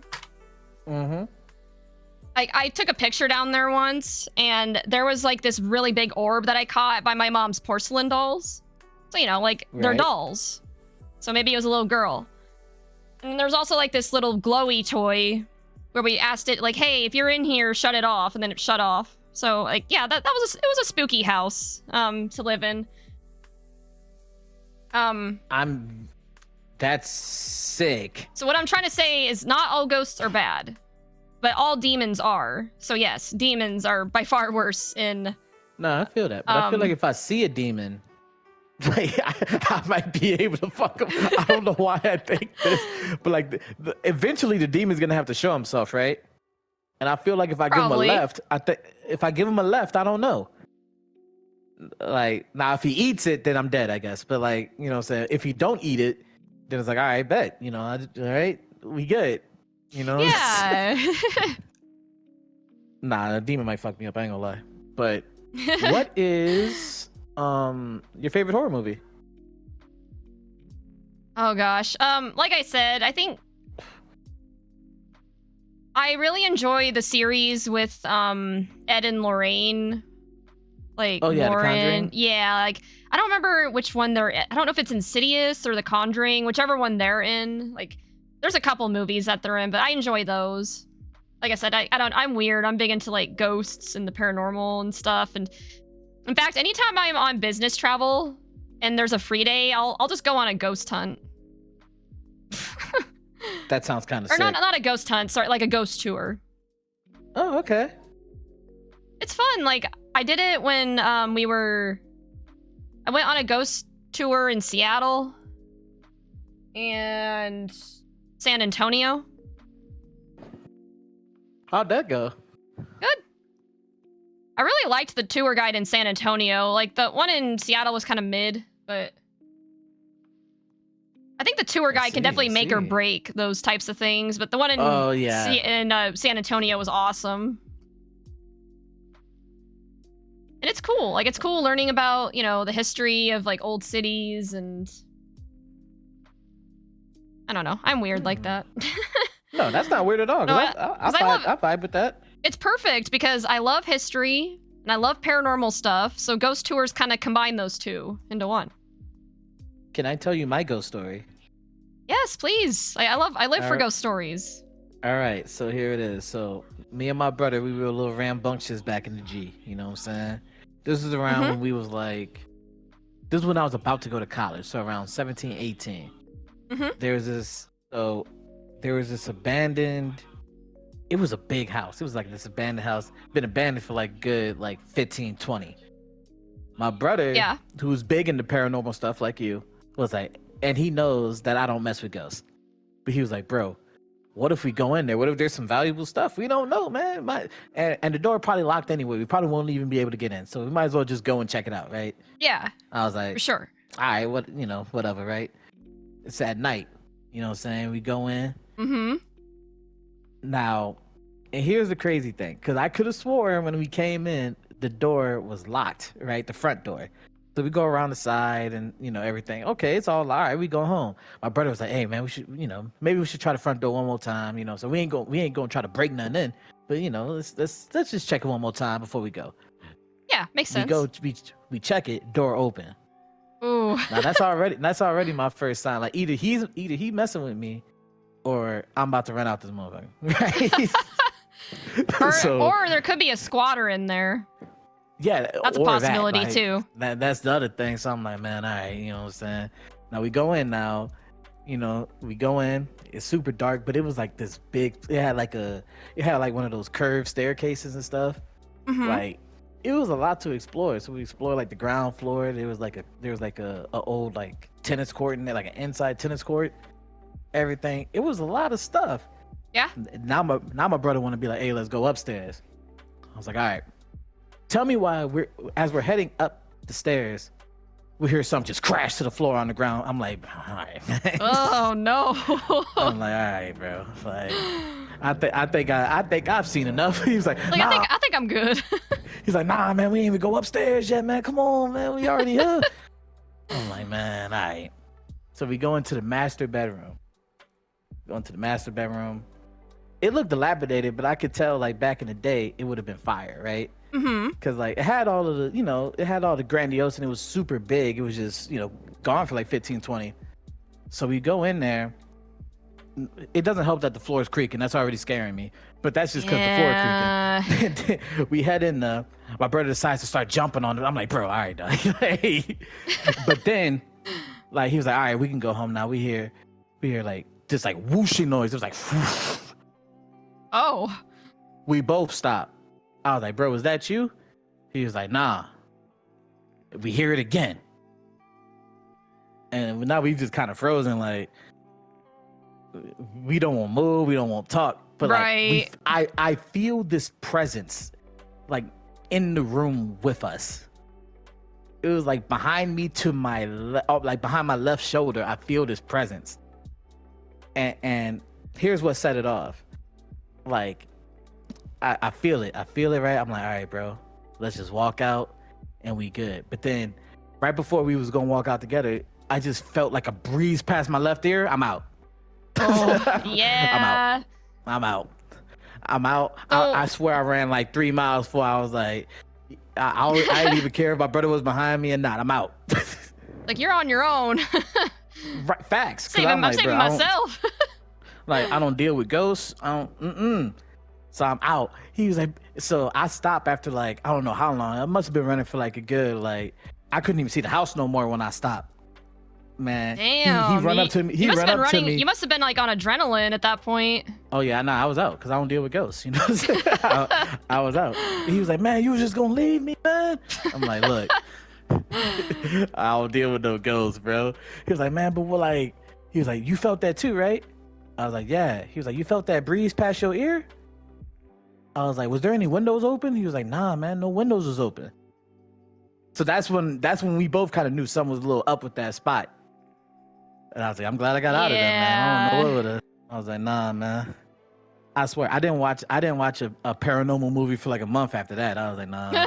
they trying me right now. I can't go for it. Yeah, I will say. And that's my ghost story. Yeah, that's spooky. I will say, I feel like watching a paranormal movie is not quite the same as like actually experiencing something. Oh yeah, nah, it's totally different. Because it's not as grandiose. Yeah, like I feel like it's something small. It's just like, yeah, it just creep you out. Because paranormal movies, like they usually hype it up for the camera or add some effects, but when you're actually experiencing it, like it's just so different and it's a lot spookier. Yeah, because like in paranormal, like I'm a big fan of the Paranormal Activity movies, even though I don't like ghosts. I'm a big fan of the Paranormal Activity movies. Yeah. After the first day, I'm out. Like, I'm out. I don't know why they stay in 5 days.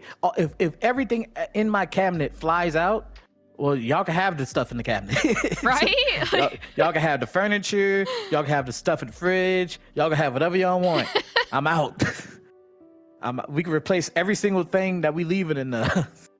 Yeah, the only thing I'm not replacing is, like, I'll take my fight stick and my PC, like, facts. all the essentials, but everything else, like, I'm good. You can have it. What type of fight stick do you have? I have a Combo Drone 2. Okay, that's kind of fire, because I know those are really good from what I've heard. They are. Like, I like this one. I'm actually grown very fond of it. Like, I was actually gonna make a post about it. I haven't done it yet, but I was like, man, I'm so glad I decided to pick this up in October. Like, I only play Strive with it right now, but Okay. it's been with me through a lot of things, like through the first local I attended, and then for Texas Showdown, and I won my very first, or not won, but I went 2-2 in Strive with this thing, and I've won some. I even did that top 8 bracket online the other day, so yeah, I've grown fond of this thing. I kind of want, right now it's just a plain black. I kind of want to decorate it, but I don't know with what. I will tell you, at Combo Breaker, there is a spot to decorate your stick. Really? Mm-hmm. Like, what does that entail? Like, there's a dedicated workstation where you can, like, you know how you can laser print things on people's sticks? You seen that before? I have you can not, do that. actually. There's like multiple stickers you can put on it. There's multiple like different colored buttons you can put on it. Different like sticks. You can get an octo gate or a square gate. Stuff like that. Like, there's a whole dedicated station to that at Combo Breaker. Really? Like, how much is it? You may not want me to tell you the price. well, now I'm curious. You can't just leave me hanging like that. Okay, so it depends on what you want. So if you want the laser, because you can get lasered whatever you want. By the way, like the flat, it's a flat price, but you know the flat price is like 80, 100, but you can get whatever lasered on it. Wait, what? Hold on. What was the price? $80 to 100? Like 80 to 100, yes. Oh, okay. For a second, I couldn't tell if that was 80 to 100 or 800. I'm like, oh god. Oh, I'm sorry. I speak a little southern sometimes. My bad. I say 80 fine. to 100. I'm just like 800. Are you? No. Oh, goddamn. Nah, 80 to 100, and then you know the stickers, the regular stickers price. You can get that for like 5, 10 for whatever stickers you want. And then like for the different buttons, it depends on what type of buttons you want. Like it can run you up to like 25 to 50. 50 to 100, depending on what you want. And for the different like main stick itself, that could be up to 50. And they can repair your stick if anything's wrong with it up there too. Ooh, damn. Yeah, at some point, I might want to upgrade to a different fighting stick, but I truthfully didn't know if I was gonna stick with the stick or not. But I enjoy it. Like, it's interesting. I actually used to play Guilty Gear Strive. Like, I started out on a pad, like on a controller. Ah, I see. But there was just, like, so many things that I kept getting wrong. And I'm like, especially, like, motion inputs. I struggle with those a lot. So I thought, maybe if I try a fight stick, it'll be a lot easier to do those, like, quarter circle, half circle inputs. So I got this back in October, and honestly, ever since I switched to fight stick, like I've gotten like so much better. Okay. So I think it worked. And it's interesting because like I said, I took this to the first local I went to at St. Louis, and right. You know, some of the people there, they're pretty big into the FGC and have been for a while. So they had like these huge fight sticks and hitboxes or whatever.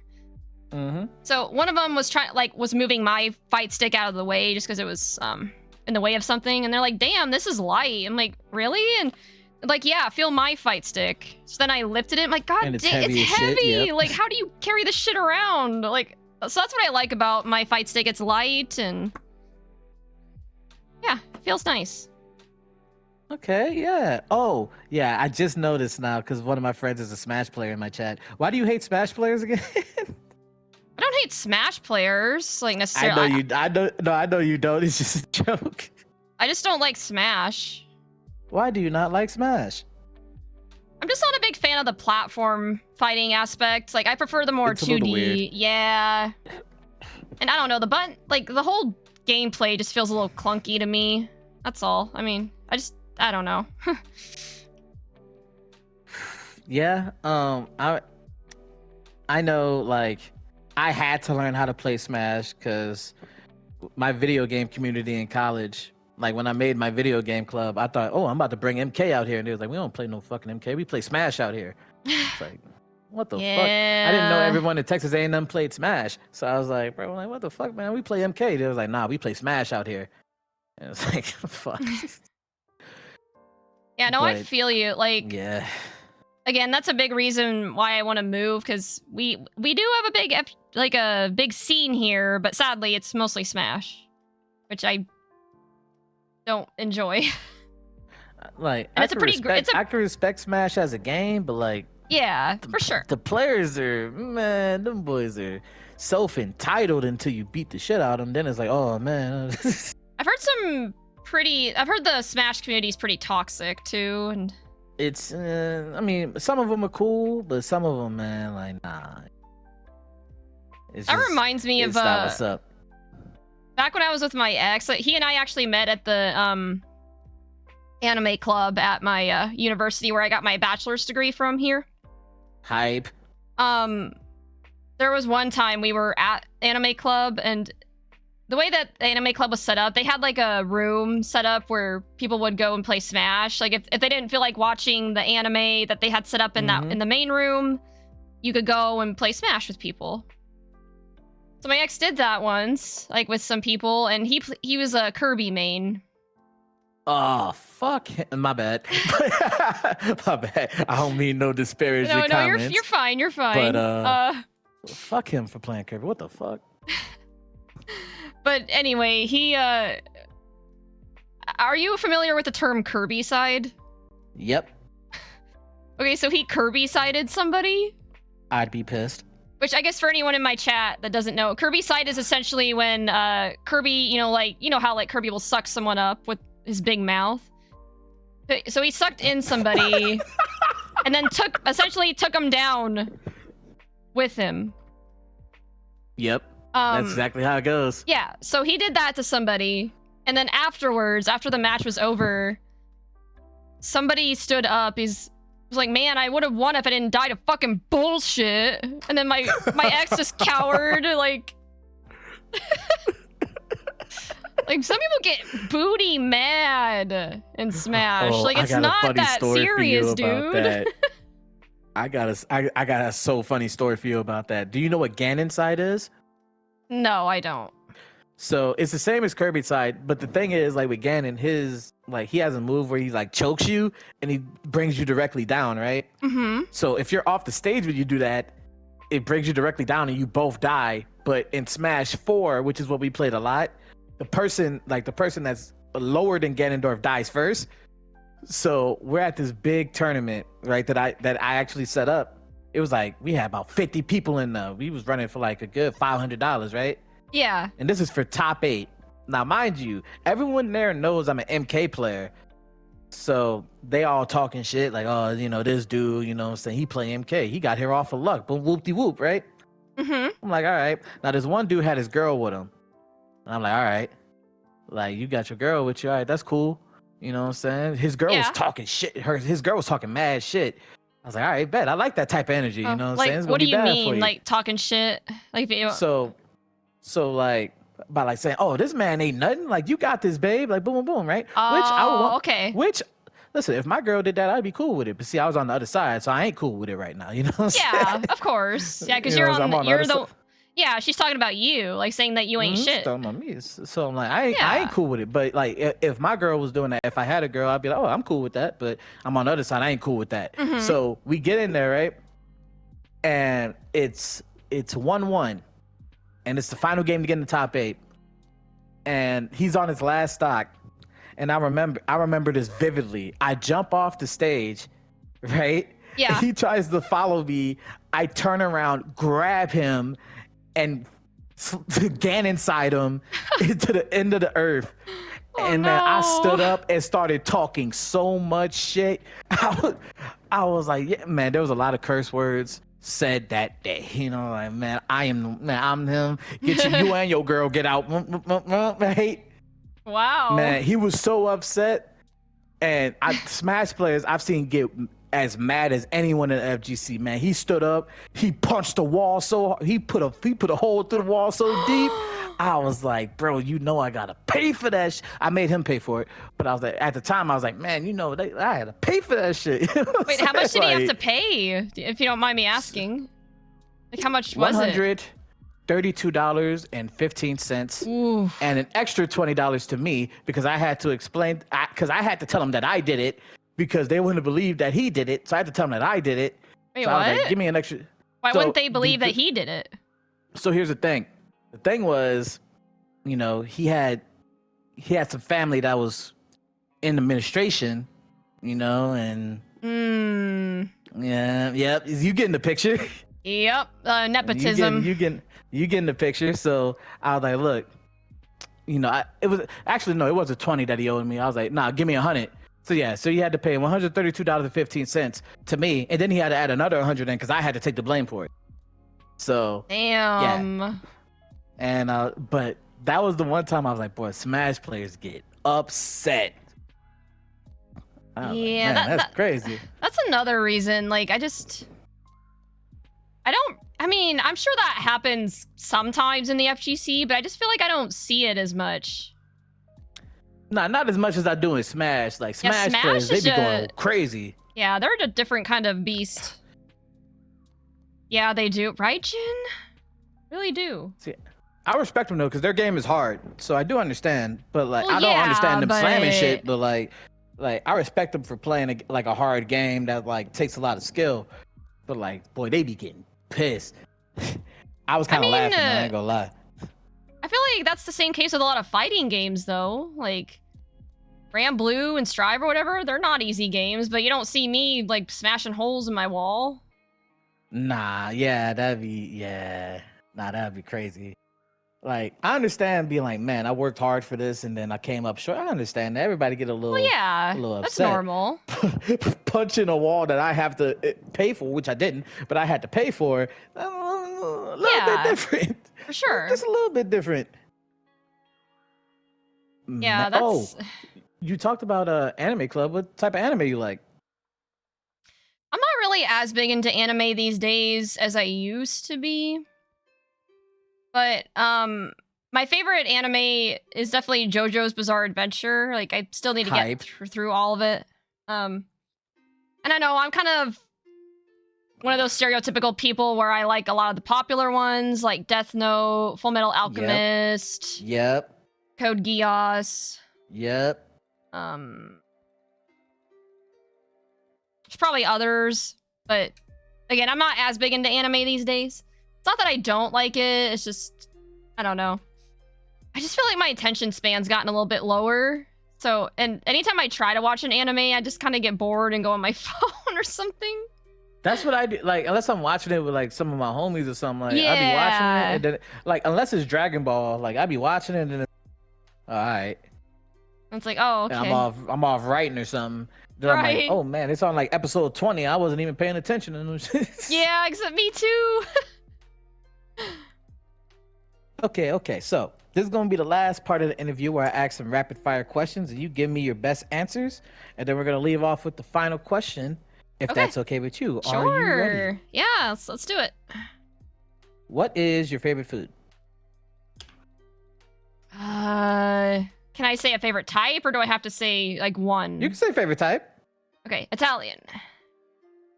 Yeah. Oh, yeah. Okay. If you had to choose between spaghetti and lasagna, what are you choosing? Lasagna. Just because they're about the same, but spaghetti is just like a little more messy. Like lasagna is just easier to eat. And Facts. Yeah. Last longer too, you know what I'm saying? Yeah, for sure. Lasagna can last you a couple days, you know, if you're struggling. I actually have some leftover lasagna I'm probably gonna eat after this. I still want a plate of that. I'm sorry, I would if I could, but hey, hold on, you're in Houston, right? Yes. Ooh, I might be moving there. Maybe I can give you a plate when I'm there. Okay, here at the end of the summer. All right, and the ghost hunt. We gotta eat lasagna and go on a ghost hunt together. I know that's kind of a weird combination, but we gonna make it happen. We are gonna make it happen. What is your the best country that you visited? That's a tough one. Let's see. I'm trying to think of where I've even visited. I've been to Costa Rica, Spain, Greece, Thailand. Yeah, so out of those, I'm gonna say Spain. Okay. I gotta travel out. I haven't traveled out the country yet. I'm so sad about that. Yeah, the only reason I've been able to, like, for all those trips that I mentioned, like all those countries, the only reason I was able to is because it was I had financial support, or like it was paid for. Like, so my trip to Thailand, that was a work trip that I took back in September, and then Costa Rica, like I had and Spain, like those were both study abroad trips, and I had some financial support from my school to do those. Oh, okay. And then the Greece trip was like a alumni program that I'm part of, and I had to apply for it and get selected, but I was selected, and it was like fully funded, and it was like a thing to learn about refugees and migration in Greece. And that was cool. Mm-hmm. But that does sound. But cool I've never actually traveled out of the country for pleasure, or like just because I want to, because it's expensive. You telling me shit? So. Yeah. Okay. Favorite states you've been to? Favorite state. Hold on. Let me bring up a map. See, again, I don't travel much, and my geography knowledge is pretty shit. Mine's too. Don't worry about it. Favorite state. That's kind of a tough one.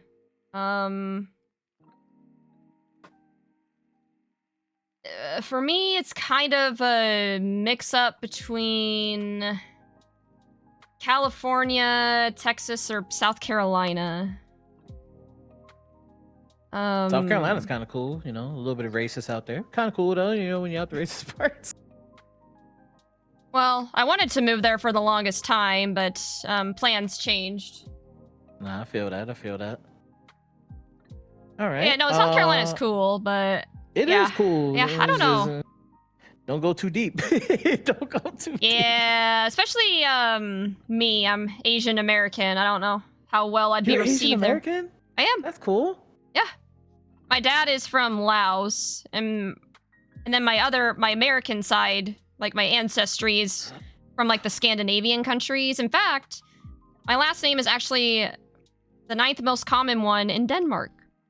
Fun fact. No fucking way. Yeah. That's really cool. That's really cool. Yeah. Really cool. If you were in a life or death situation, are you choosing for the person to save you? Are you choosing Vasaraga or Siegfried? Oh gosh, that's tough. I like them both, but I think I'm gonna pick Siegfried, just because Siegfried actually has like dragon blood. Mm-hmm. So if needed, he could activate that and deal with whatever threat is upon my life. And plus, like, come on, it's Siegfried, all right? He's my main, and like, I mean, you know me. Like, I'm a Siegfried enjoyer. Mm-hmm. And I mean, Vasaraga has done modifications to his body, so he could also save me too. But I mean, if I have to pick between them, I'm gonna go with Siegfried for sure. Would you choose reading a good novel or going on a good bike ride? Man, you're asking like such hard questions here.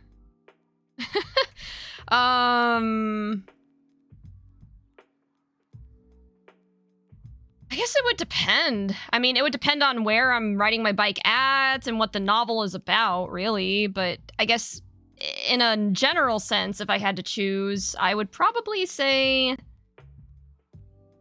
probably a good novel. Okay. What is your favorite Greek god? Because I know you like Greek mythology like I do. I don't know as much about Greek mythology, actually. That one I'm not sure of. Like, because sometimes I get mixed up between Roman mythology and Greek mythology. Oh, yeah. Fair. Oh, wait, I know another thing you like. What is your favorite part of medieval history?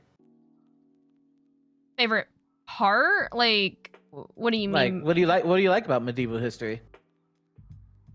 I don't know. Like I said, if there was any place that I could move to outside of the United States, it would be somewhere in Europe, just because, I don't know, I'm just very fascinated with that period of time, like all the castles and just the way that they went about things. Like, I don't know why, but the Black Death and the Battle of Agincourt, you know, things like that just really fascinate me. Just learning about how they dealt with infections and... I don't know, I just like the aesthetic of that time period, really.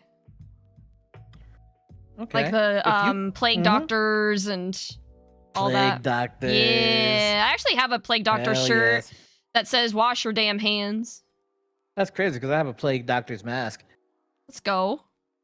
Yeah, it's fucking fire. It's fucking fire. If you could have a long talk with anyone in the FGC, who would it be? Oh, geez. That's tough because I'm still kind of familiarizing myself with the FGC. Mm-hmm. So I'm not as familiar with the pro scene, really.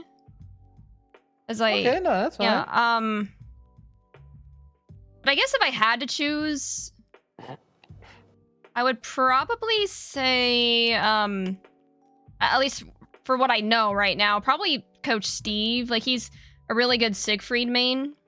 And he just seems like a really chill dude, and he's gonna be a combo breaker, so I'm gonna see if I can try to run into him, and I don't know if he'll want to talk to some random S-rank Siegfried scrub from Nebraska. Listen, but... hold on. So here's what I'm gonna tell you, Miss Chris. What? Literally, go up to people. They'll be happy that you came up to them.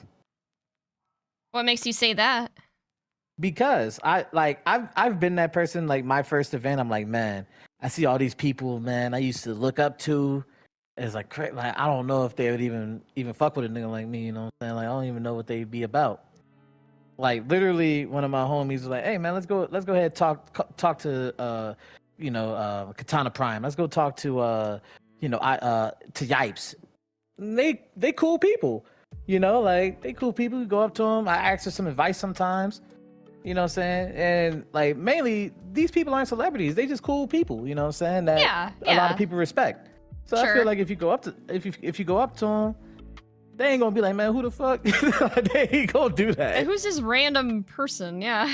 Yeah, nah, they definitely not gonna do that. So, like, I think that's just my anxiety. Like I said, I kind of sometimes struggle to approach people, not necessarily because I don't know, I used to be pretty bad at approaching people. I think I've gotten better at it. You approach me. But I just worry about, like, what they're gonna think. Like, who the fuck's this? So wait, did you think that when you came up to me at Texas Showdown? Well, I'm gonna be honest. I came up to you because my friend, or Yanalba, actually. I met up with Yanalba for the first time at Texas Showdown. And I think I might have told you this story, but I'll just say it again. I felt really, really... Okay, so after my Strive bracket, I felt a little bad because my opponents kept shaking their head, and, like, I get it. You know, I'm playing a zoner, I'm playing Axel. He's very frustrating to play against sometimes, especially if you don't know how to deal with that matchup.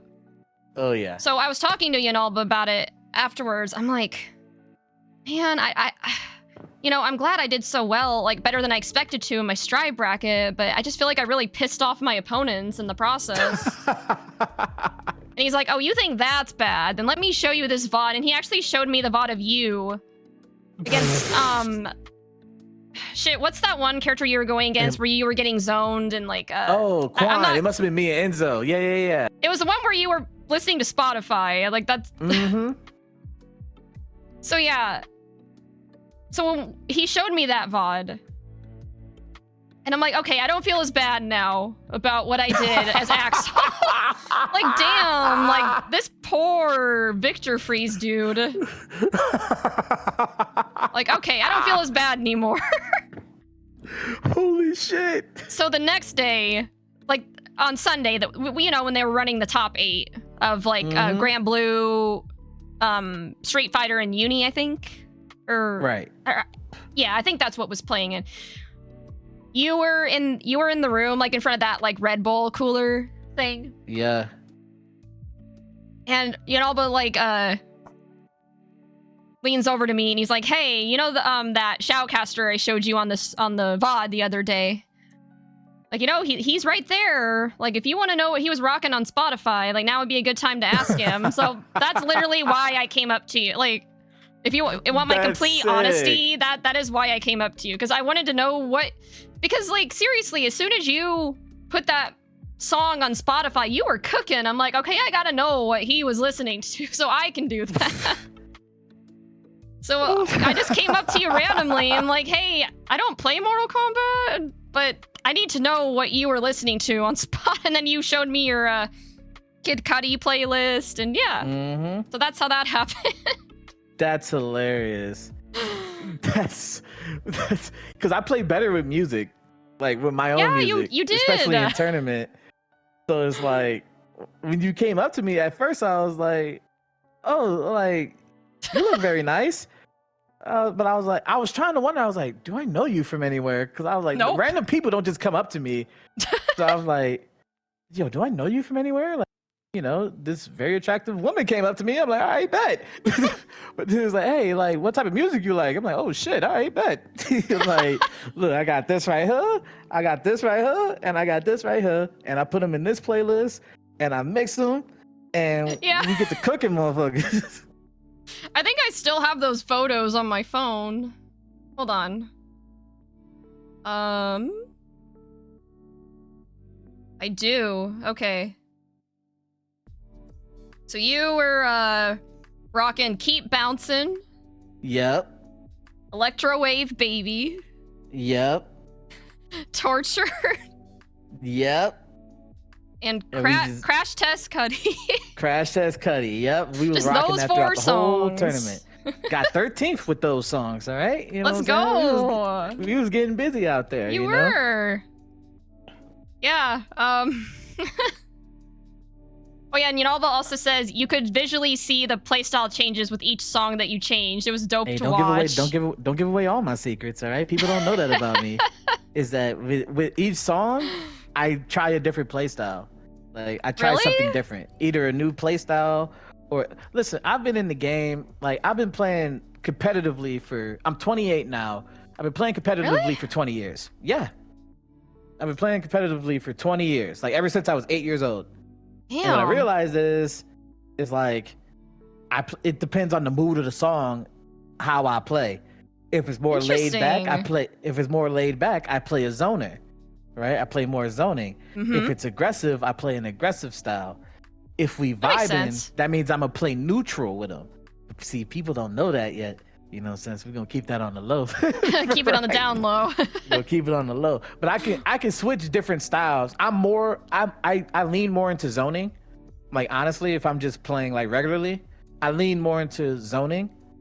But it depends on the song. Like I can play aggressive, I can play neutral with you, or I can play zoning. It all depends. And in tournament, it all depends on the song. Like it all depends on the song. Like, I almost kind of want to try it myself. And mid game, I can switch it too, but that takes a long time to learn. Like if the song switches while I'm still in the game, I can switch my playstyle in the middle of the game, just like that. And what I've noticed is it throws my opponents off because this man was zoning for an entire round, right? And then the song changes and I become aggressive. I get closer to them. And they don't expect it. Ooh. So that took a long time for me to like really get down.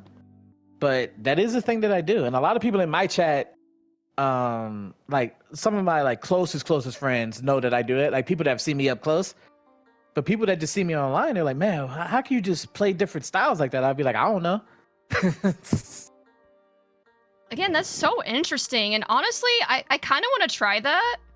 Because I think one of my biggest problems right now, like one of my biggest weaknesses as a player at the moment, is being too predictable. Like I don't switch things up enough.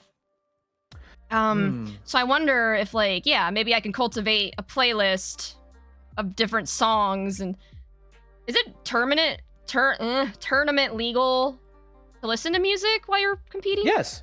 Yeah, you can listen to music. Ooh, I gotta bring my here's how they do it. Wireless earbuds then. Yeah, here's how they do it. They have some headphones for you if you want to listen to the game sound. I don't really need to, like for MK, I don't need the game sound. Like if I'm playing Tekken, then I need the game sound for like audio cues. Yeah, that makes sense. But for MK, there's not many audio cues that I need. So I put in my own headphones. And one thing that can help you with the thing that you're trying to learn, Miss Chris, is like you like the person that taught me how to play fighting games competitively back in the day said you got to learn how to fight your way out of that box that you're comfortable in. You know what I'm saying? Because you're comfortable in that box, in that play style that you've had, and maybe you've gotten a little bit of success. And since you have a little bit of success, you're gonna stick with it, right? But there's multiple ways to get to the finish line. Yeah. And sometimes For sure. you gotta run, sometimes you gotta sprint, sometimes you gotta walk, sometimes you gotta jog. But if you're comfortable sprinting all the time, then all you're gonna do is sprint, and then you're gonna burn yourself out. By burn yourself out, that means your opponent's gonna figure you out before you can change. So that's why you gotta learn how to sprint, you gotta learn how to walk, you gotta learn how to jog, you gotta learn how to run. You know, that's the whole thing. Fight your way out of that comfortability box. Yeah, again, that's something I need to work on. And the good news is, I guess I don't know what. Well, I guess you and I kind of talked about music before, but I'm very much a metalhead. I mean, I listen to some good metal. I do too, but I listen to other types of music as well. Like, honestly, my music taste is all over the place, but I have a preference for metal. Oh, so you like some rock. jambalaya? Because if you look at my playlist, you're gonna see some hip hop, you're gonna see some heavy metal, you're gonna see some death metal, you're gonna see some smooth jazz, you're gonna see like some classical music. Like I'm into all types of music. You're gonna see a lot of hip hop in my playlist though, but like you're gonna see I think it goes hip hop, then heavy metal, classical music, death metal, stuff like that. Like yeah, so it's totally natural to have like different types of musical choices. Yeah, and that's honestly kind of like how my playlist is. It's just a hodgepodge of a bunch of different stuff, but again, with a preference for rock, metal. But have you ever seen any metal bands in person? I have. I'm so jealous right now. Which metal bands have you seen in person? A while back, I want to say before the pandemic, I saw Breaking Benjamin, Five Finger Death Punch. You saw Breaking Benjamin? I did. Bro, I'm so upset right now. I'm sorry. I love Breaking Benjamin. Me too. Fucking shit. I'm sorry. What were they playing up there? Were they playing some bangers up there? Yeah. I mean, they always play bangers. Damn. I'm gonna get out there one day. Yeah, you will. Who else? Gosh, I haven't been to a concert in a while, though. One concert that sticks out in my mind, actually, that wasn't rock, interestingly enough, but was still actually a really cool concert, was... do you listen to Tech 9? Yep. No? I actually saw him in person at a very, very small venue in Omaha. And it was cool because he's from Kansas City. So, you know, he reps the Midwest. And so the way that he did the show was, like, really cool. Like, just kind of having a salute to the Midwest. Because that's what, you know, where his roots are from. And honestly, he's impressive. Like, that man busts some moves while he's spitting some rhymes. Like, he's... Like, that was a cool concert. I didn't know that you'd be into Tech 9. That's fire. Yeah, I love Tech 9. I listen to rap a little bit here and there. Oh, yeah. Okay. Yeah. I'm trying to think of any other concerts I've been to. Like I said, it's been a bit. I think, From Ashes to New was also at the Breaking Benjamin concert, so I saw them a long time ago. I think my very first concert actually was Hinder. I mean, they're okay, but yeah, I don't know. But so I've been to some concerts, but okay. Yeah. Yo, Tech. I didn't expect to hear Tech 9 today. I'm very happy. Wait, why? Cause I don't know a lot of people that like Tech 9. Like, that's a shame. He's cool. I know, because he's fucking awesome. Yeah, he's dope. if there's one thing you want people to take away from Chrysalis Cup, what would it be? That's a great question. Like I said before, I think the biggest thing is just having fun and, doing your best. Like I said, Chrysalis Cup, I guess, what makes it a little bit different from any other tournament is that the whole reason it was born was because of celebrating a community, right? Celebrating my growing following and everyone that's helped me along the way. Yep. So I'm hoping that people, afterwards continue on that sense of community, and I even have that in my description, like on the Start GG page, that lists everyone that's registered. I'm like, oh, here's all the Skyfarers that are registered for the tournament. So, hopefully you can make a friend along the way. And that's the thing. Like, I'm hoping people will come out of it just having fun and maybe figuring out some things they can improve in the match. But ultimately, just having that sense of community is, I think, my ultimate hope for Chrysalis Cup for people. Where do you see yourself in the FGC in 5 years? Oh my. I don't know. Like I said, my hope is I can be a little more competitive and consistently get into top 8, or at the very least, maybe go 2-1 or... I see you getting a medal in 5 years. I think you can get a medal. Yeah, I think it'd be really cool to win, like a medal or something at a major, but again, but you're right. That'd probably be 5 years down the road. I'm 26. No, not in 5 years. In between the 5, now into 5 years, you'll definitely get. I don't know about that, but you definitely can do it. Listen, if I can do it, you can do it. Come on now, you got that.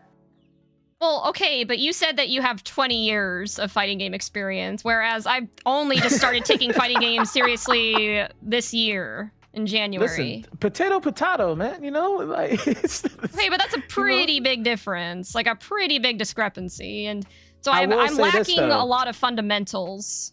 I will say this though: you have a lot more people that you know and that you can know to help you out and let you and help you learn those fundamentals. Whereas me, I had to learn it on my own, which is why it probably took so long. I guess that's true. Like I said, I have a pretty big and growing community, but I mean, don't you have a community too? I mean, surely there's been some. I do.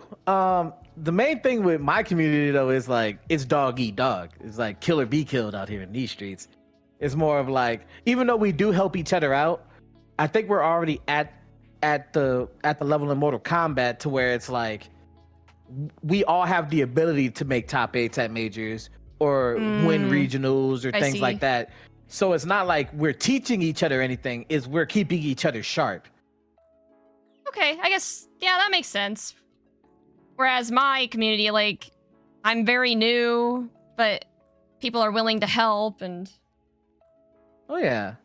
Yeah, it's like second to last question. How do you feel about your community? Because I've been in it, and it's very welcoming. It's very nice.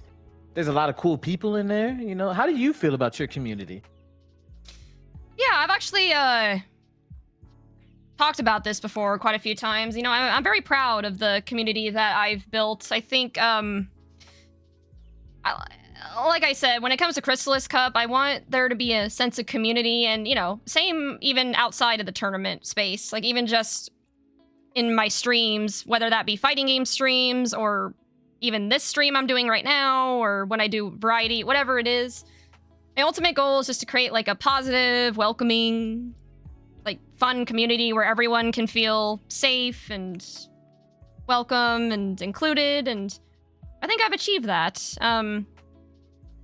Even it's interesting, sometimes when you grow, like, you'll run into problems where sometimes, the more people that you have together, the more chance there is for there to be conflict or problems. But honestly, I feel like I haven't really dealt with that a ton. Like, there's been a few, like, very minor things, but nothing, like, earth-shattering. So, yeah, I'm very proud of the community that I've built. Like, I'm very thankful to have such a big and positive and supportive community, and that's always there. And yeah, they contribute to the great vibes that I try to create. So yeah, I feel very good about it. And the last question of the day will be, who is Miss Chrysalis? Whoa. Who am I? Who is Miss Chrysalis? Like, what do you mean? That's such a broad question. You know, you're the first person to ask me what do I mean by that. So if you had to explain, let's say you were someone else and you have been friends with yourself for many years, and someone asked you, hey, who is Miss Chrysalis? What would you tell them? This is a tough question to answer because with my anxiety, I tend to downplay myself a lot, and I don't have a ton of self-confidence, and but oh gosh. Is this the curveball you were talking about? This is the final curveball, yes. Fuck. Well, I guess Miss Chrysalis is how to word this? I mean, obviously she is a up and coming fighting game player / streamer who's really fallen in love with fighting games in the FGC, wants to continue improving and meeting new people in this space and seeing this community flourish. And ultimately, and I guess I kind of want to take a example from Vasaraga's book where, I've talked about it a little bit before, where I've had a little bit of a rough childhood. Growing up in a single parent household and like enduring years of abuse that have caused my anxiety. But I want to use the pain that and I think I try to do that, like I went through a lot of shit growing up, and we actually moved or to a different place, so I was in a new school and had really tough time making friends. So I kind of developed this like lone wolf mentality that I honestly still kind of have. I know the vibe. So I have a lot of pain, but I want to use that pain for good. So I try to do that. I try to be very welcoming and positive and nice to everybody, because like I've been there. So I guess Miss Chrysalis then is, or at least tries to be a force for good in the world, and just tries to make people feel better, and not even just in the FGC space, although that's primarily where I hang out, but for everybody, I never want anyone to feel the way that I did, of feeling left out, or like they're not good enough, or like they're not worthy, because I think everyone does have worth. And yeah, I guess I just try to be I guess, I don't know, Miss Chrysalis is just, I'm gonna say that I'm Mama Chrysalis, or I try to be, or I just want to give everyone a hug. I just want everyone to be happy, and I love to see people flourish. And oh, I don't know. Sorry, that was kind of I wasn't prepared for that answer, or for that question. So yeah, ultimately, yeah, just some normal fighting game streamer who's, trying to be a force for good in the world, I guess, is the TLDR, and just trying to live my best life, and just, yeah. Oh no, was that a good enough answer? There's no right or wrong answer to it, so it was good. It was very insightful. It was very insightful. Thank you so much for your you were actually the longest interview I've ever had. Holy shit. Yeah, you sorry. Were just flowing. Sorry, I was well, I told if you. You say sorry to me, and I swear to it is totally great. Yeah, I know the vibe, because I say I'm sorry a lot too. Yeah, it's another anxiety thing that I do, of apologizing when there really probably isn't a reason to, but I still feel bad. I swear, like I've apologized like 1,000 times in a day before. I definitely know the vibes. Yeah. I personally want to say thank you for your time. thank you for allowing me on your platform and for being on my platform. Yeah, this was great. Everybody's loving all of the answers that you gave and the insight. Saw some people in my chat saying they're gonna pick up Grand Blue because of this. So like, Aww. maybe get some more people for Chrysalis Cup. Hold up, you know what I'm saying? You guys want to pick it up just for me?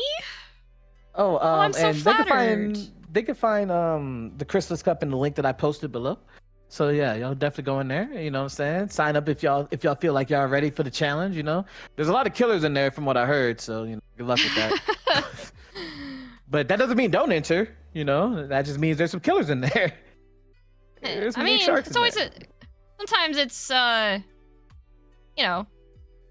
never back down from a challenge because you can surprise yourself. Like I entered TNS the other day, and yeah, I still got kind of washed for the most part, but I took some rounds.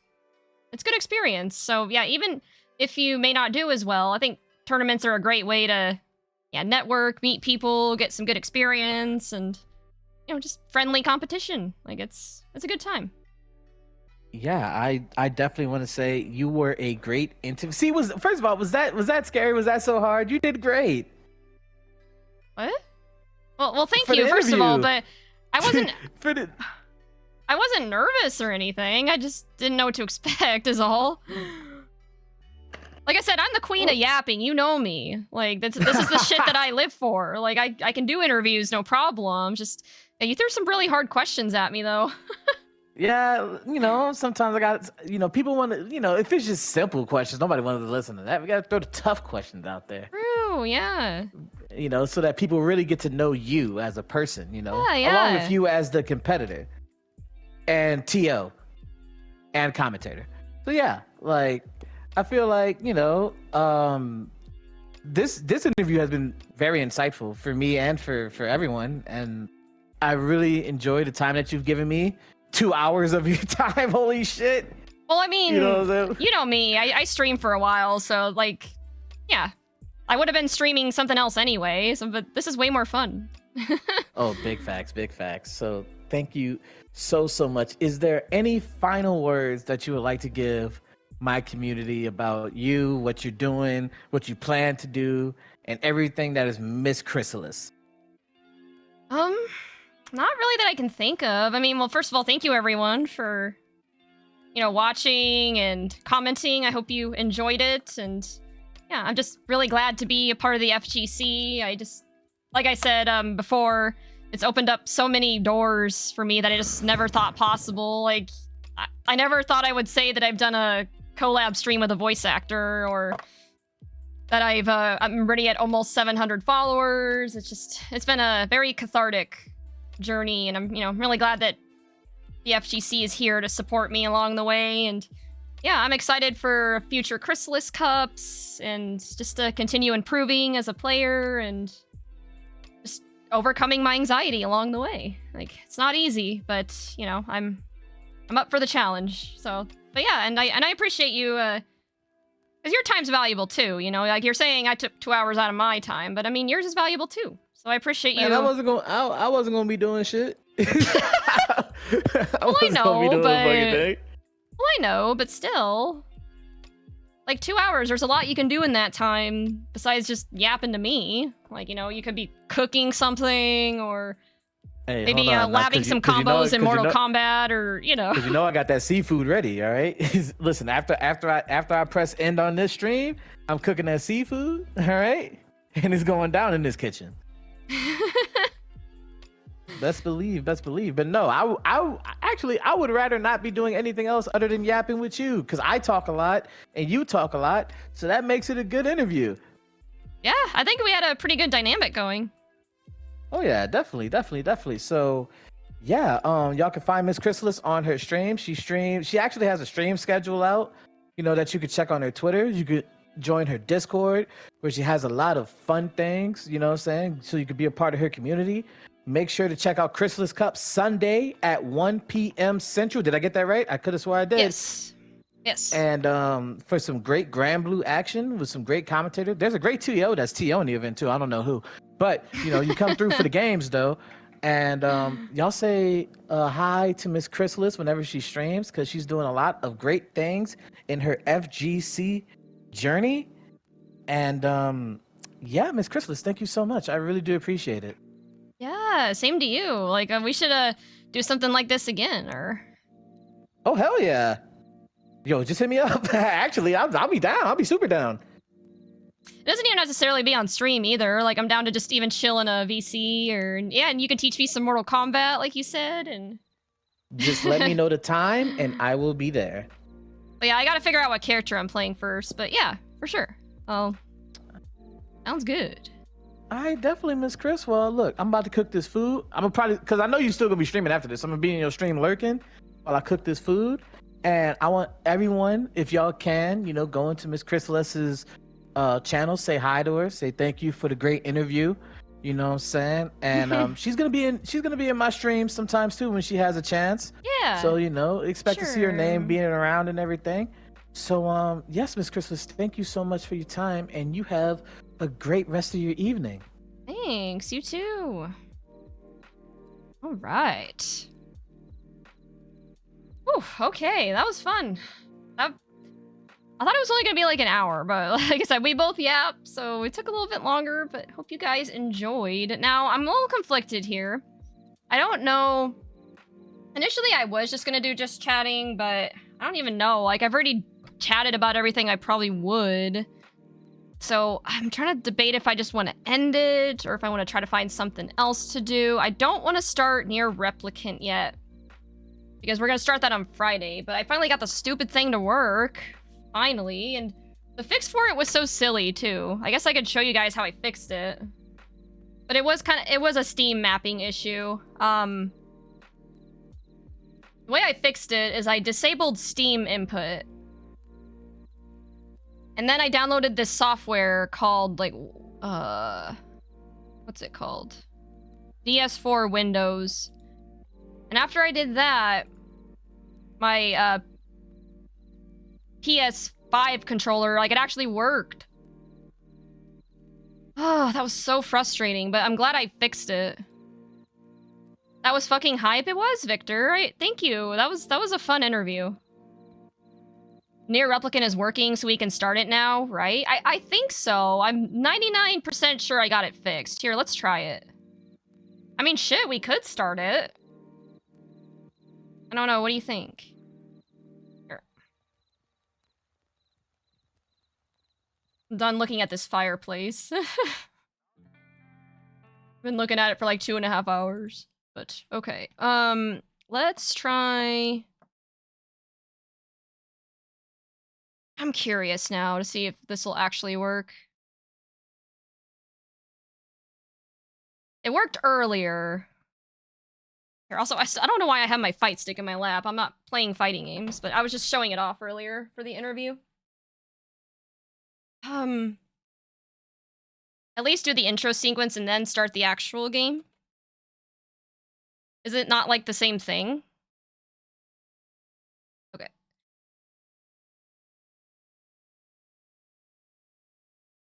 Now, another issue that I'm having is that for some reason the frames, like my FPS drops to like 10 at sometimes. Do you think we should just start anew? Wait, no, it was working. Okay, hold on. Wait, I think I know what I did wrong. Here, I don't think I have, hold on. Okay. Speaking of fighting games, I just finished my City of Mayhem run. I'm out 2-2, but at least I'm giving strong players a challenge and making them work for their wins. Yeah, that's great.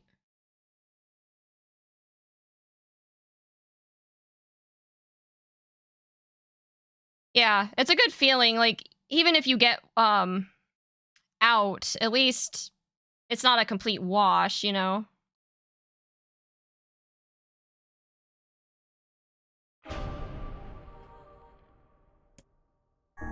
Yes, okay.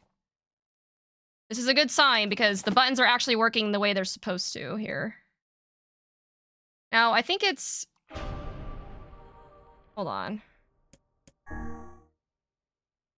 I'll just start new. Well, if we're gonna, hold on, I want to try something. I have it on full screen right now, but if I go to borderless window, is that gonna fuck anything up? I hope not.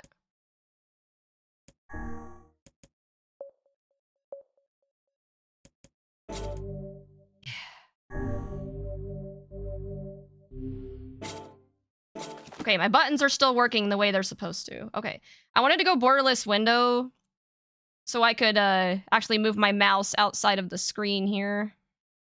Because I need to change the game category.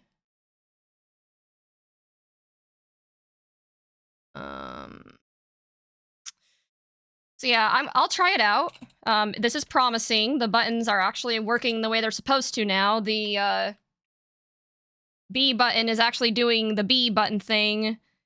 And the A button thing is also doing the A button thing. Which it wasn't before. So that is a good sign.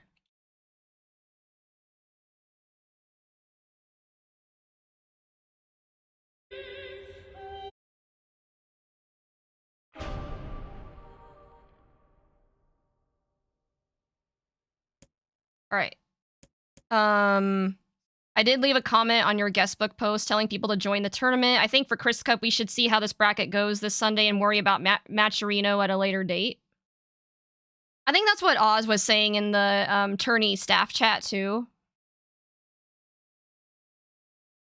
Because, yeah, I'm gonna be honest. The Matcherino's kind of confusing. I tried setting it up and I have it set up, but I don't know.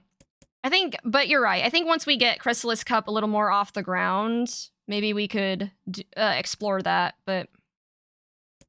Wait, I'm just gonna do new game. Yes, the buttons are still working, as intended. This is good. Now, I just hope the frame rate doesn't fuck up on me. Enter my name. It's Chrysalis. Hope the interview went well. It did. It lasted 2.5 hours because my friend Victor Freeze and I are both certified yappers. But how are you doing, Dan? And yes, Dexter is indeed chill. He's actually been chilling up here for a while. He usually kind of fucks off after a bit, but I don't know. But yeah, I guess we can worry about Matcherino next time. But I think, where are we at with signups? I think last I checked, we're at 24. And we still are, which is still really good. Like, a lot of the signups for tournaments happen at the last minute, so the fact that we're already at 24 is a good sign. Okay. Good, I knew you were a perfect fit for the podcast. Well, thank you. And I'm excited for the Backyard podcast. By the way, Dan, I saw that you DM'd us. And if we want to get an episode out before Combo Breaker, we should probably coordinate that sooner rather than later. I am taking tomorrow and Thursday off of streaming and Saturday. So just if you and then I'll also be ending stream after Chrysalis Cup, so I'll have Sunday evening available too, but yeah, just let me know. Make sure to remember that name if you want all the endings. Oh yeah, I think I wrote it down on a sticky note earlier. Okay, December 22nd. The snow won't stop falling, so Miss Chrysalis... I went too fast. Wait, hold on. Was I supposed to skip that? Can I go back? The fuck? Sorry, I was trying to pause, but... can I just start over? How do I go back? Okay, but this is looking good. Like, this is the controller, the buttons are actually working now. Okay. This is a good sign. Much better.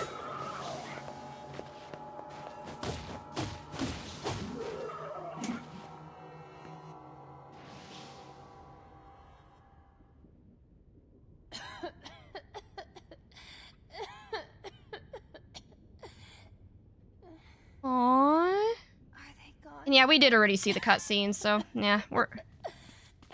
Hey, you okay? Yeah, we can do it on Saturday, Dan. I'm sorry. It'll stop in a second. I promise. You sure about that? But what about those monsters? Are they gonna come back for me? Don't worry, Yona. I won't let those things anywhere near you.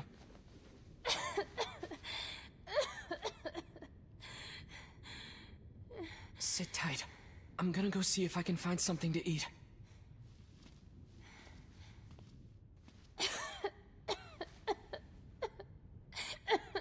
Oh, and Yona. Yeah? Don't touch that book. Not ever. Got it? Oh, I remember this. So yeah, he tells his sister to not touch the book, and then he proceeds to do it himself, like, 5 minutes later. Okay, I think I actually fixed it. Okay, I wanted to test this at least. Like, when I downloaded DS4 Windows and tried it, I'm like, damn, the button's actually working the way it's supposed to? They just keep coming. Yes, it's working! I want to cry tears of joy right now. Let you lay a finger on Yona. So glad I got it working. It was so frustrating.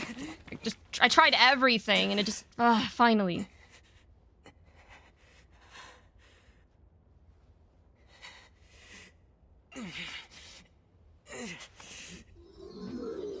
Oh no!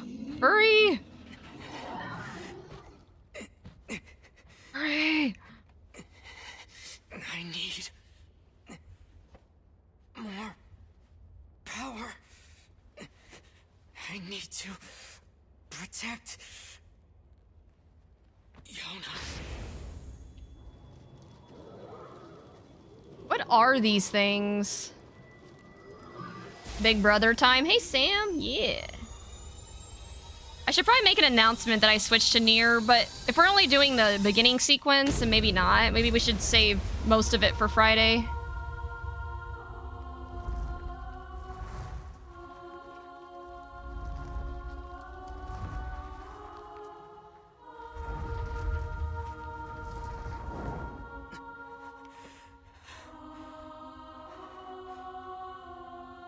I can't spoil what they are, but you will learn. Okay. From my sister.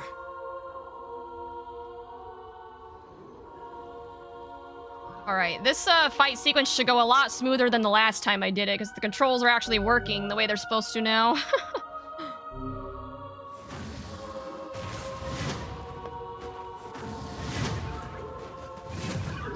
Square Enix and their, forked, PC ports. Like, I actually had to download a third-party software to fix it. That's how... messed up it was. This combat's kind of cool.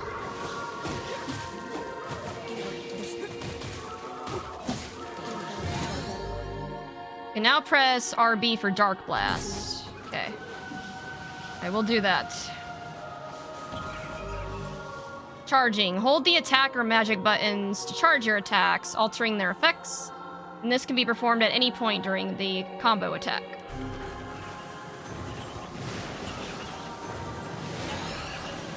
Jeez, I'm leveling up left and right here. Let's go.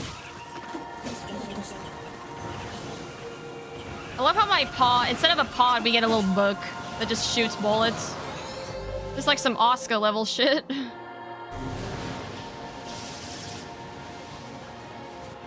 Yeah, I'm doing the Cagliostro here and summoning spears from the ground.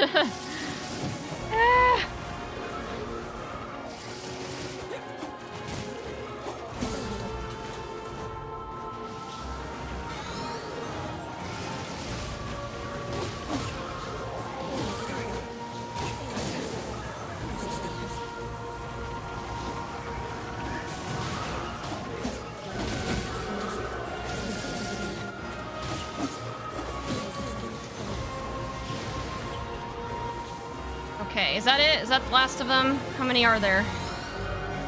Oh, evading. Press RT to perform the evasive roll. Keep holding L after evading to sprint.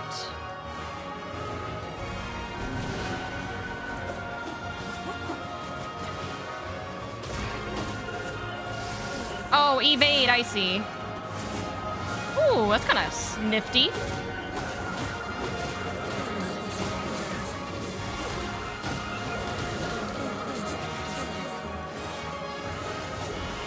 Oh great, there's also balls everywhere in this game too. I guess it's just a near thing.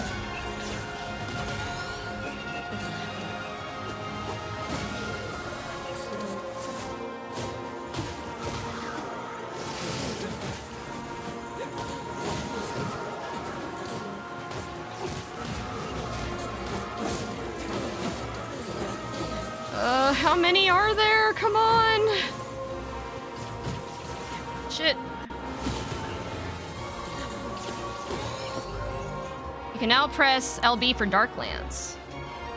Okay, sorry. Oh, fun fact. This game originally had 2 versions, Replicant and Gestalt in Japan. Replicant, you play young Nier, and Gestalt was the 360 version, and they made Nier a father and older. Oh yeah, I think we were talking about that the last time I tried to stream this game, but was having issues. But I think those have been fixed now.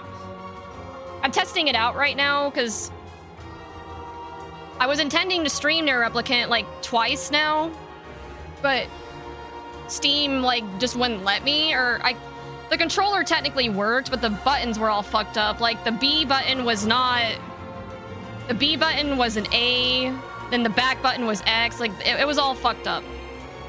But I finally fixed it today by disabling Steam input and using DS4 Windows. I am so glad I fixed it. That was incredibly frustrating. Let's go. Chris, did you get all the endings in Automata? If you're talking about endings A through E, yes. I didn't get all the joke endings or whatever, but I think the main ones that you have to get is A and E, right? And I did get all those. Makes me wish we got Nier and Grand Blue rather than 2B. But 2B is more popular because horny motherfuckers on the internet? Yeah. But now we can experience Peak. Yeah, bizarre. Yeah, Dexter cam.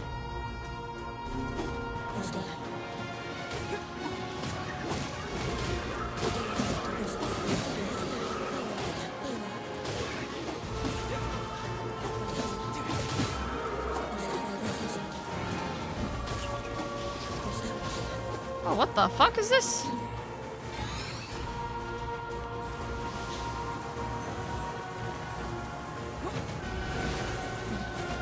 How many levels are there in this? I'm already up to level 10. I feel like... Hey, air enemies, get down.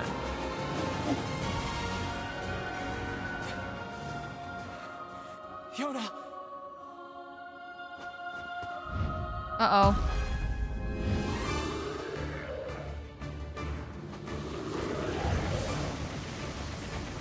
Oh, I gotta lock on them. Oh, that's right. Sorry, I forgot that was a thing.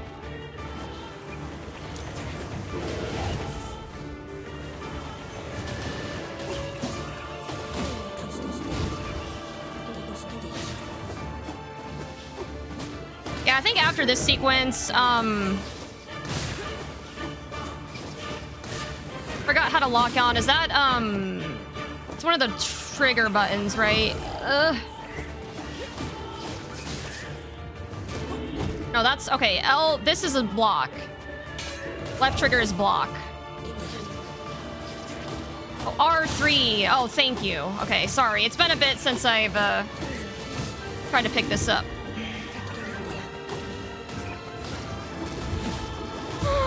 Fuck. How many of these motherfuckers are there? Good God. You dead? Okay.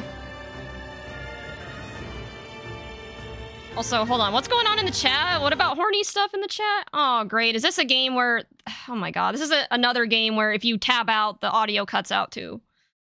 I wonder if it's the same thing with Grand Blue where I have to, like, edit a file to stop that from happening. Speaking of horny, I can't wait till you learn something later on in this game. You gotta lock onto them. Don't talk about any of the horny stuff. Let Chris come to her own conclusions. And hey, unit. Use your magic. Welcome to PC. Yeah, well, like I said, I'm not very impressed with this PC port so far. The amount of headache I've had to go through just to, like, even get the controls to work already is like, ugh. So I should probably have my chat pulled up on my phone so I don't have to tab out. Yeah, let's do that. Thought I had it pulled up, but I guess not. And then yeah, after we're done with this cutscene, I don't know. We can decide if I want to keep going or just wait till Friday. Okay. Attack gauges. When fighting large enemies, attack gauges will often appear on specific parts of their bodies. Destroy those parts within the time limit to defeat the enemy. Can't remember if there's a way to make it not mute when tabbed out. Oh, well, for Grand Blue, I had to, like, edit a file to do it, but I don't know. Oh no, kitty! There goes the kitty. Hey, what's going on? Oh no. Am I out of time? Shit. I think I was out of time. Sorry, this combat's a little wonky.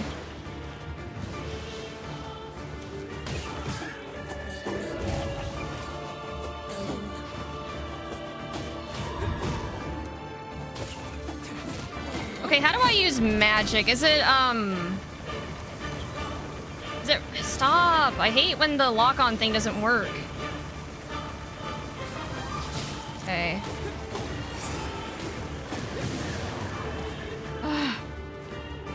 L, same as the pod in Automata. Oh, I see. Okay. Sorry, got a little brain rot going on here.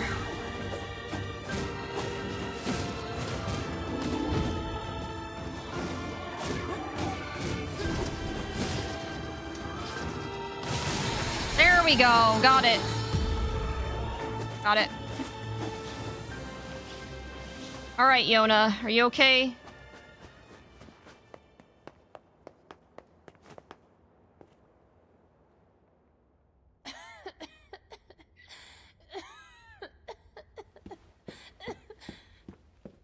Yona, talk to me. It's okay. I'm fine. What about you? Those guys were nothing. Okay, I good. wouldn't say that, but okay. Hey, by the way, look at this. I found it while you were gone.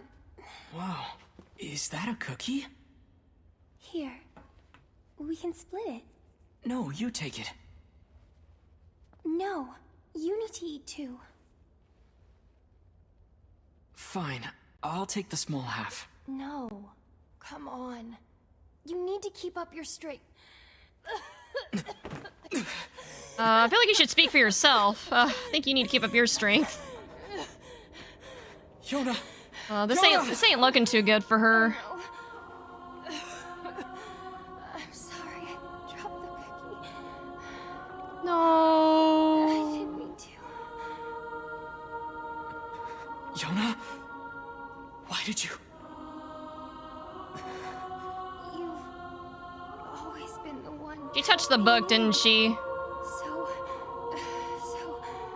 I just wanted to. No. Yona! Yona!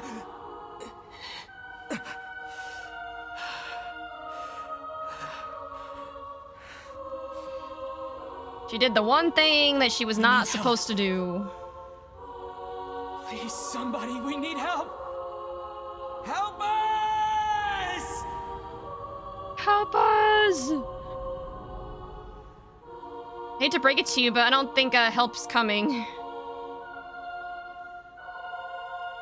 This looks like it's in the middle of nowhere.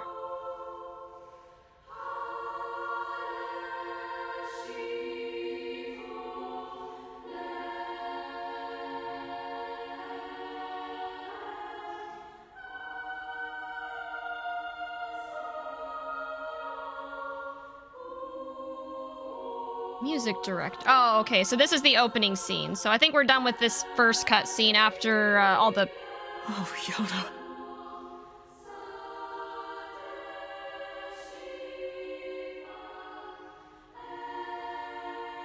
Poor Yona.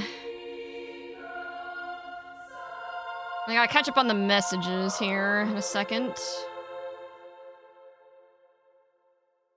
Okay, is that it? I think that's it. Yeah, okay.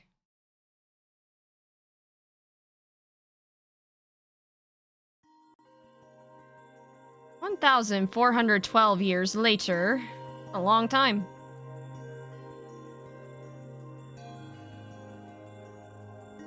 Ooh, what's the... Ooh, this is kind of cool. I like this aesthetic. All right, I'm heading out. Oh, is that little baby Yona?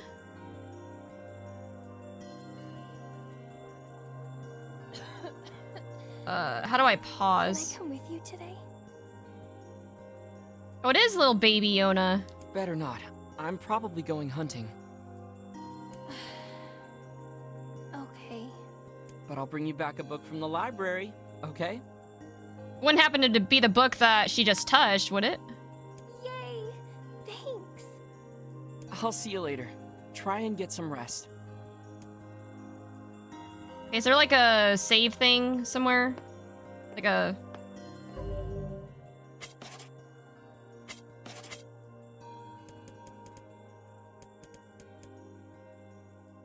Is there... okay, hold on. Let me catch up on the messages first.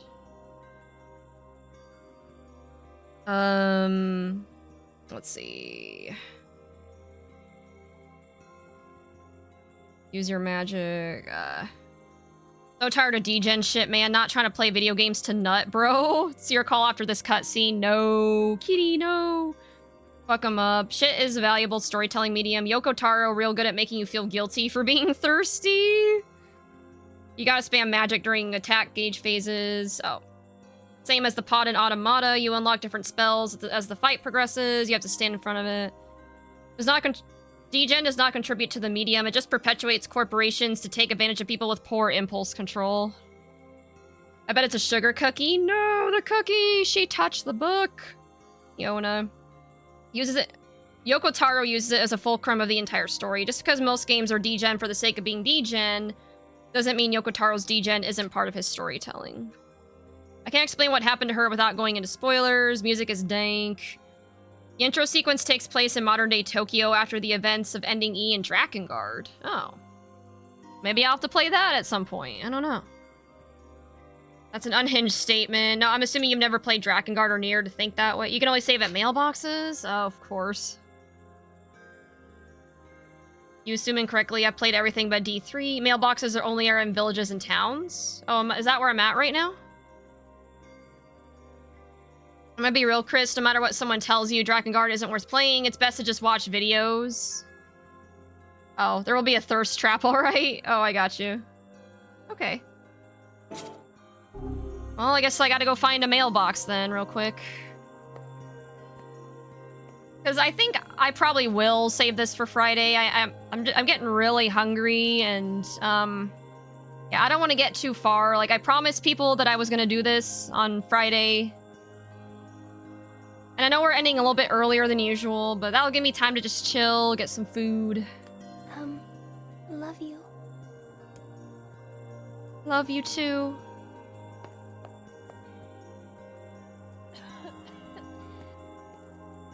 What's this? Medicinal herb. 100 gold. I should go to the library and see what Popola's up to. Wait, Popola, isn't that the chick from Autonoma? Like one of the chicks with the red hair? Right? Oh, mailbox. I found the mailbox. Great. Why is it not letting me save?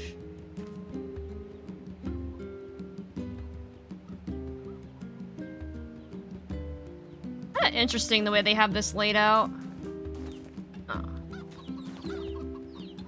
Oh. Fungi stream. Drakengard is some rough pumpkins. Yeah, provides more context, but aren't worth playing. The lies about Drakengard are wild. It's 100% more impactful if you grind it out. Perhaps gotta do the quest first. Oh. Okay, library. I'm assuming that's what's marked in the X, right? Okay.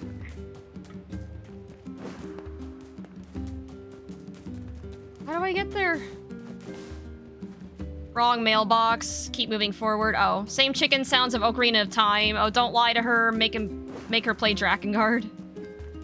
Wrong way. Shit. You're right. Oh, hold on. There's a cutscene. Yay! Mailboxes can be found all over the world, so keep your eyes peeled for them.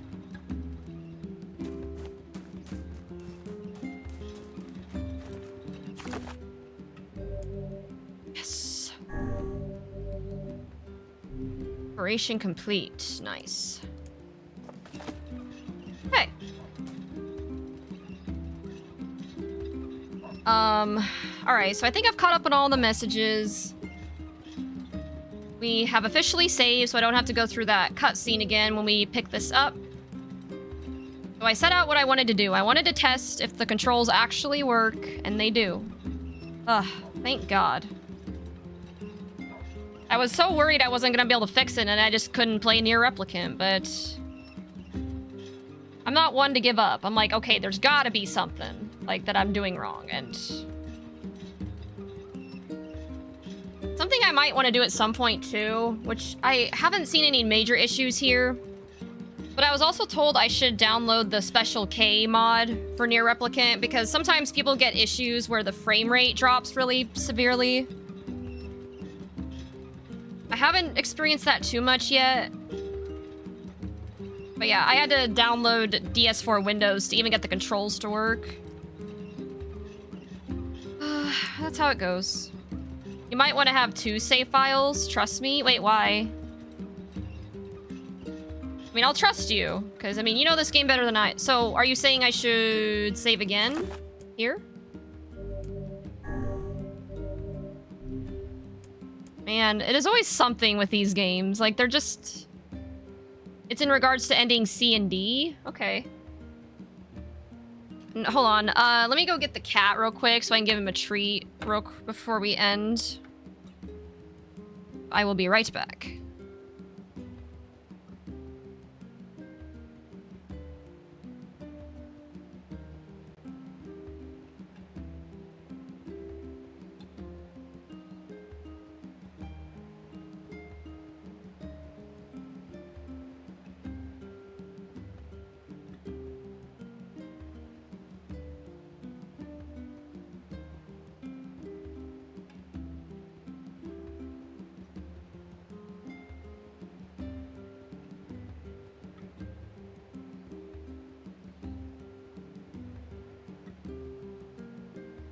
Right.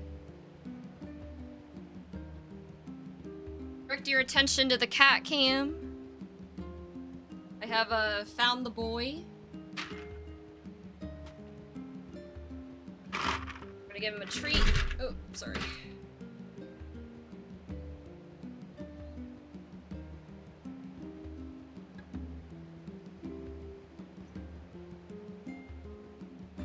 Thank you, Sam, for that redeem. I know Dexter always appreciates it.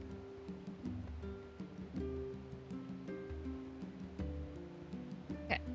It's true. Every plot twist and mission you're forced to go through made me more and more angry with how tedious it is until I wanted to end it. And then I got ending E and was like, damn, fuck you, Yoko Taro. Yeah, that sounds like something he would do. He likes when people suffer for some reason. I do hope for a Drakengard 3 remaster someday, considering it's DLC. It's like half the game probably delisted. Dexter Munch, yeah, he's a cutie. Munchie. Honestly, I'm getting the munchies, so I'm probably... Yeah, I think that's what I'm gonna do. I thought about maybe streaming a little bit longer after the interview, but I'm really hungry, and I'll just chill. And yeah, we'll save the rest of this for Friday. That way then, like, people will actually expect it.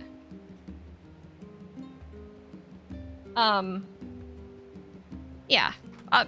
But I appreciate you suggesting that I do the, at least the beginning part to test the controls, and they work. Finally. I tried a lot of different things, and we finally got it to work, so we are back. Also, flex. Ah. Okay. There you go. If you're turning in, see you on Friday? Yeah. So we can play the actual game. Yeah, this was just the warm-up. Like, we're gonna get to the real shit on Friday. Cool. Alright. Well, that's good. I confirmed that the buttons work. We have 2 save files. And we should be good to go for Friday. We can actually play Nier Replicant. I don't have to, like, figure out something else to do at the last minute. Although, the Tekken 8 story was cool. So I guess that was a happy accident that worked out that way. So in a way, I'm kind of glad Nier Replicant didn't work at first. So I got through the Tekken 8 story. But now that I'm done with that, it's like, shit. Like... Anyways. Oh, go get out of this. How do we get out of the game?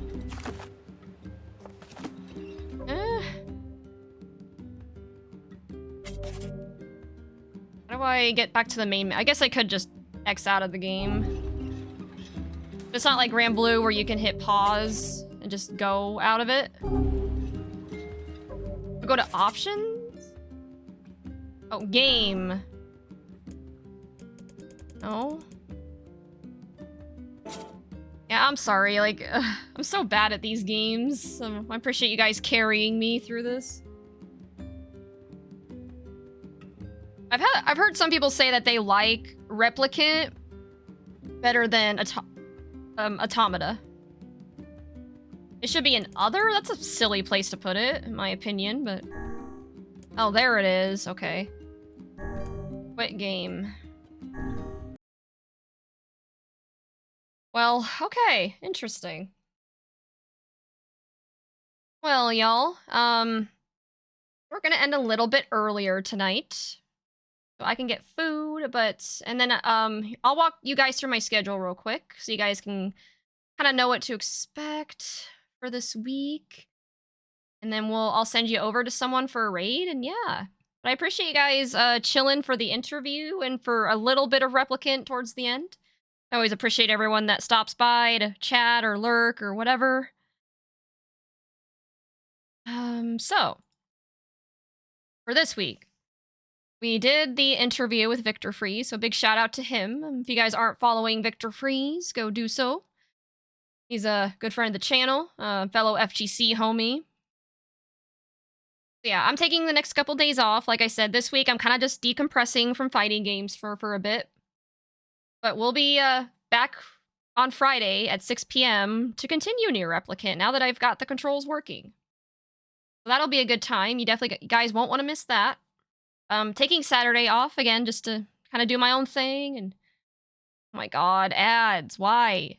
Hold on. This happens every time. Like, towards the end, every time I'm walking through my schedule, it's just like, oh, you were talking about something important? Here's an ad. Yeah. Okay, sorry, ad break. That just came out of nowhere. Okay.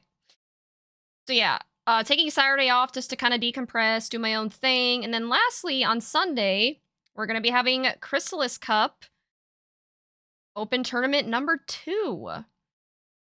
The tournament starts at 1 p.m. Central, but I'm going to be going live at 12:30 just to get things set up and whatnot. So it'll be a little bit of an earlier day, but it'll be a good one. And how did you do in pools? I did pools yesterday. I did pretty well overall in the Grand Blue bracket. I actually got 7th place. It was a smaller bracket, granted. But I did manage to win 1 round against a Belial in winners, but then I got knocked out after that. But... And then TNS, TNS is usually pretty stacked, so I at least got some rounds in that. overall, I did pretty well, but even though I lost. Have a good night. Thank you, Sam. Replicant is better if you're not into philosophy because it's a more human experience, Lamau.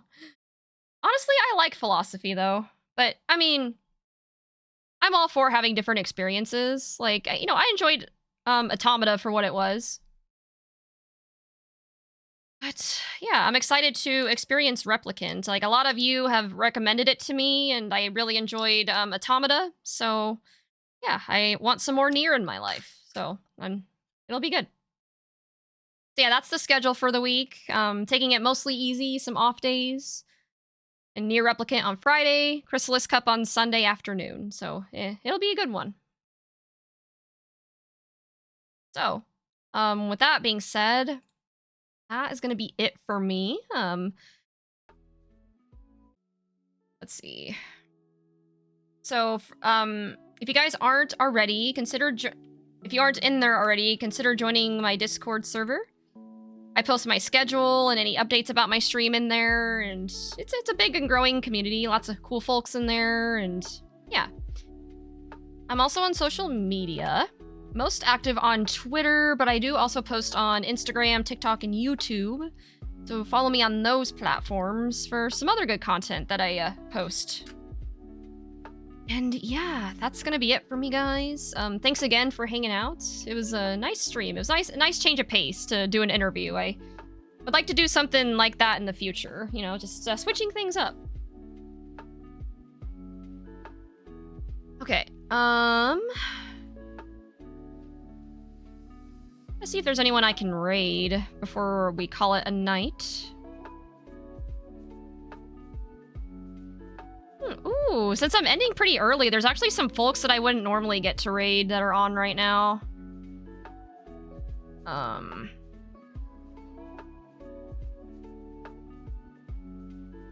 Sorry, I'm just looking through my list. I have someone, I think. But I should probably pop in their stream and make sure they're actually, like, not...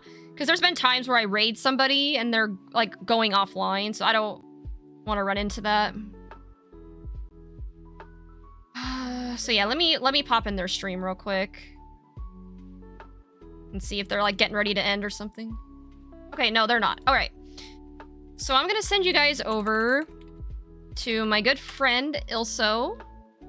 She is currently... Looks like she's doing a Vayne S+ grind in Grand Blue. And yeah, she's a good friend of the channel. Really cool person. So definitely consider sticking around for a little bit to support her.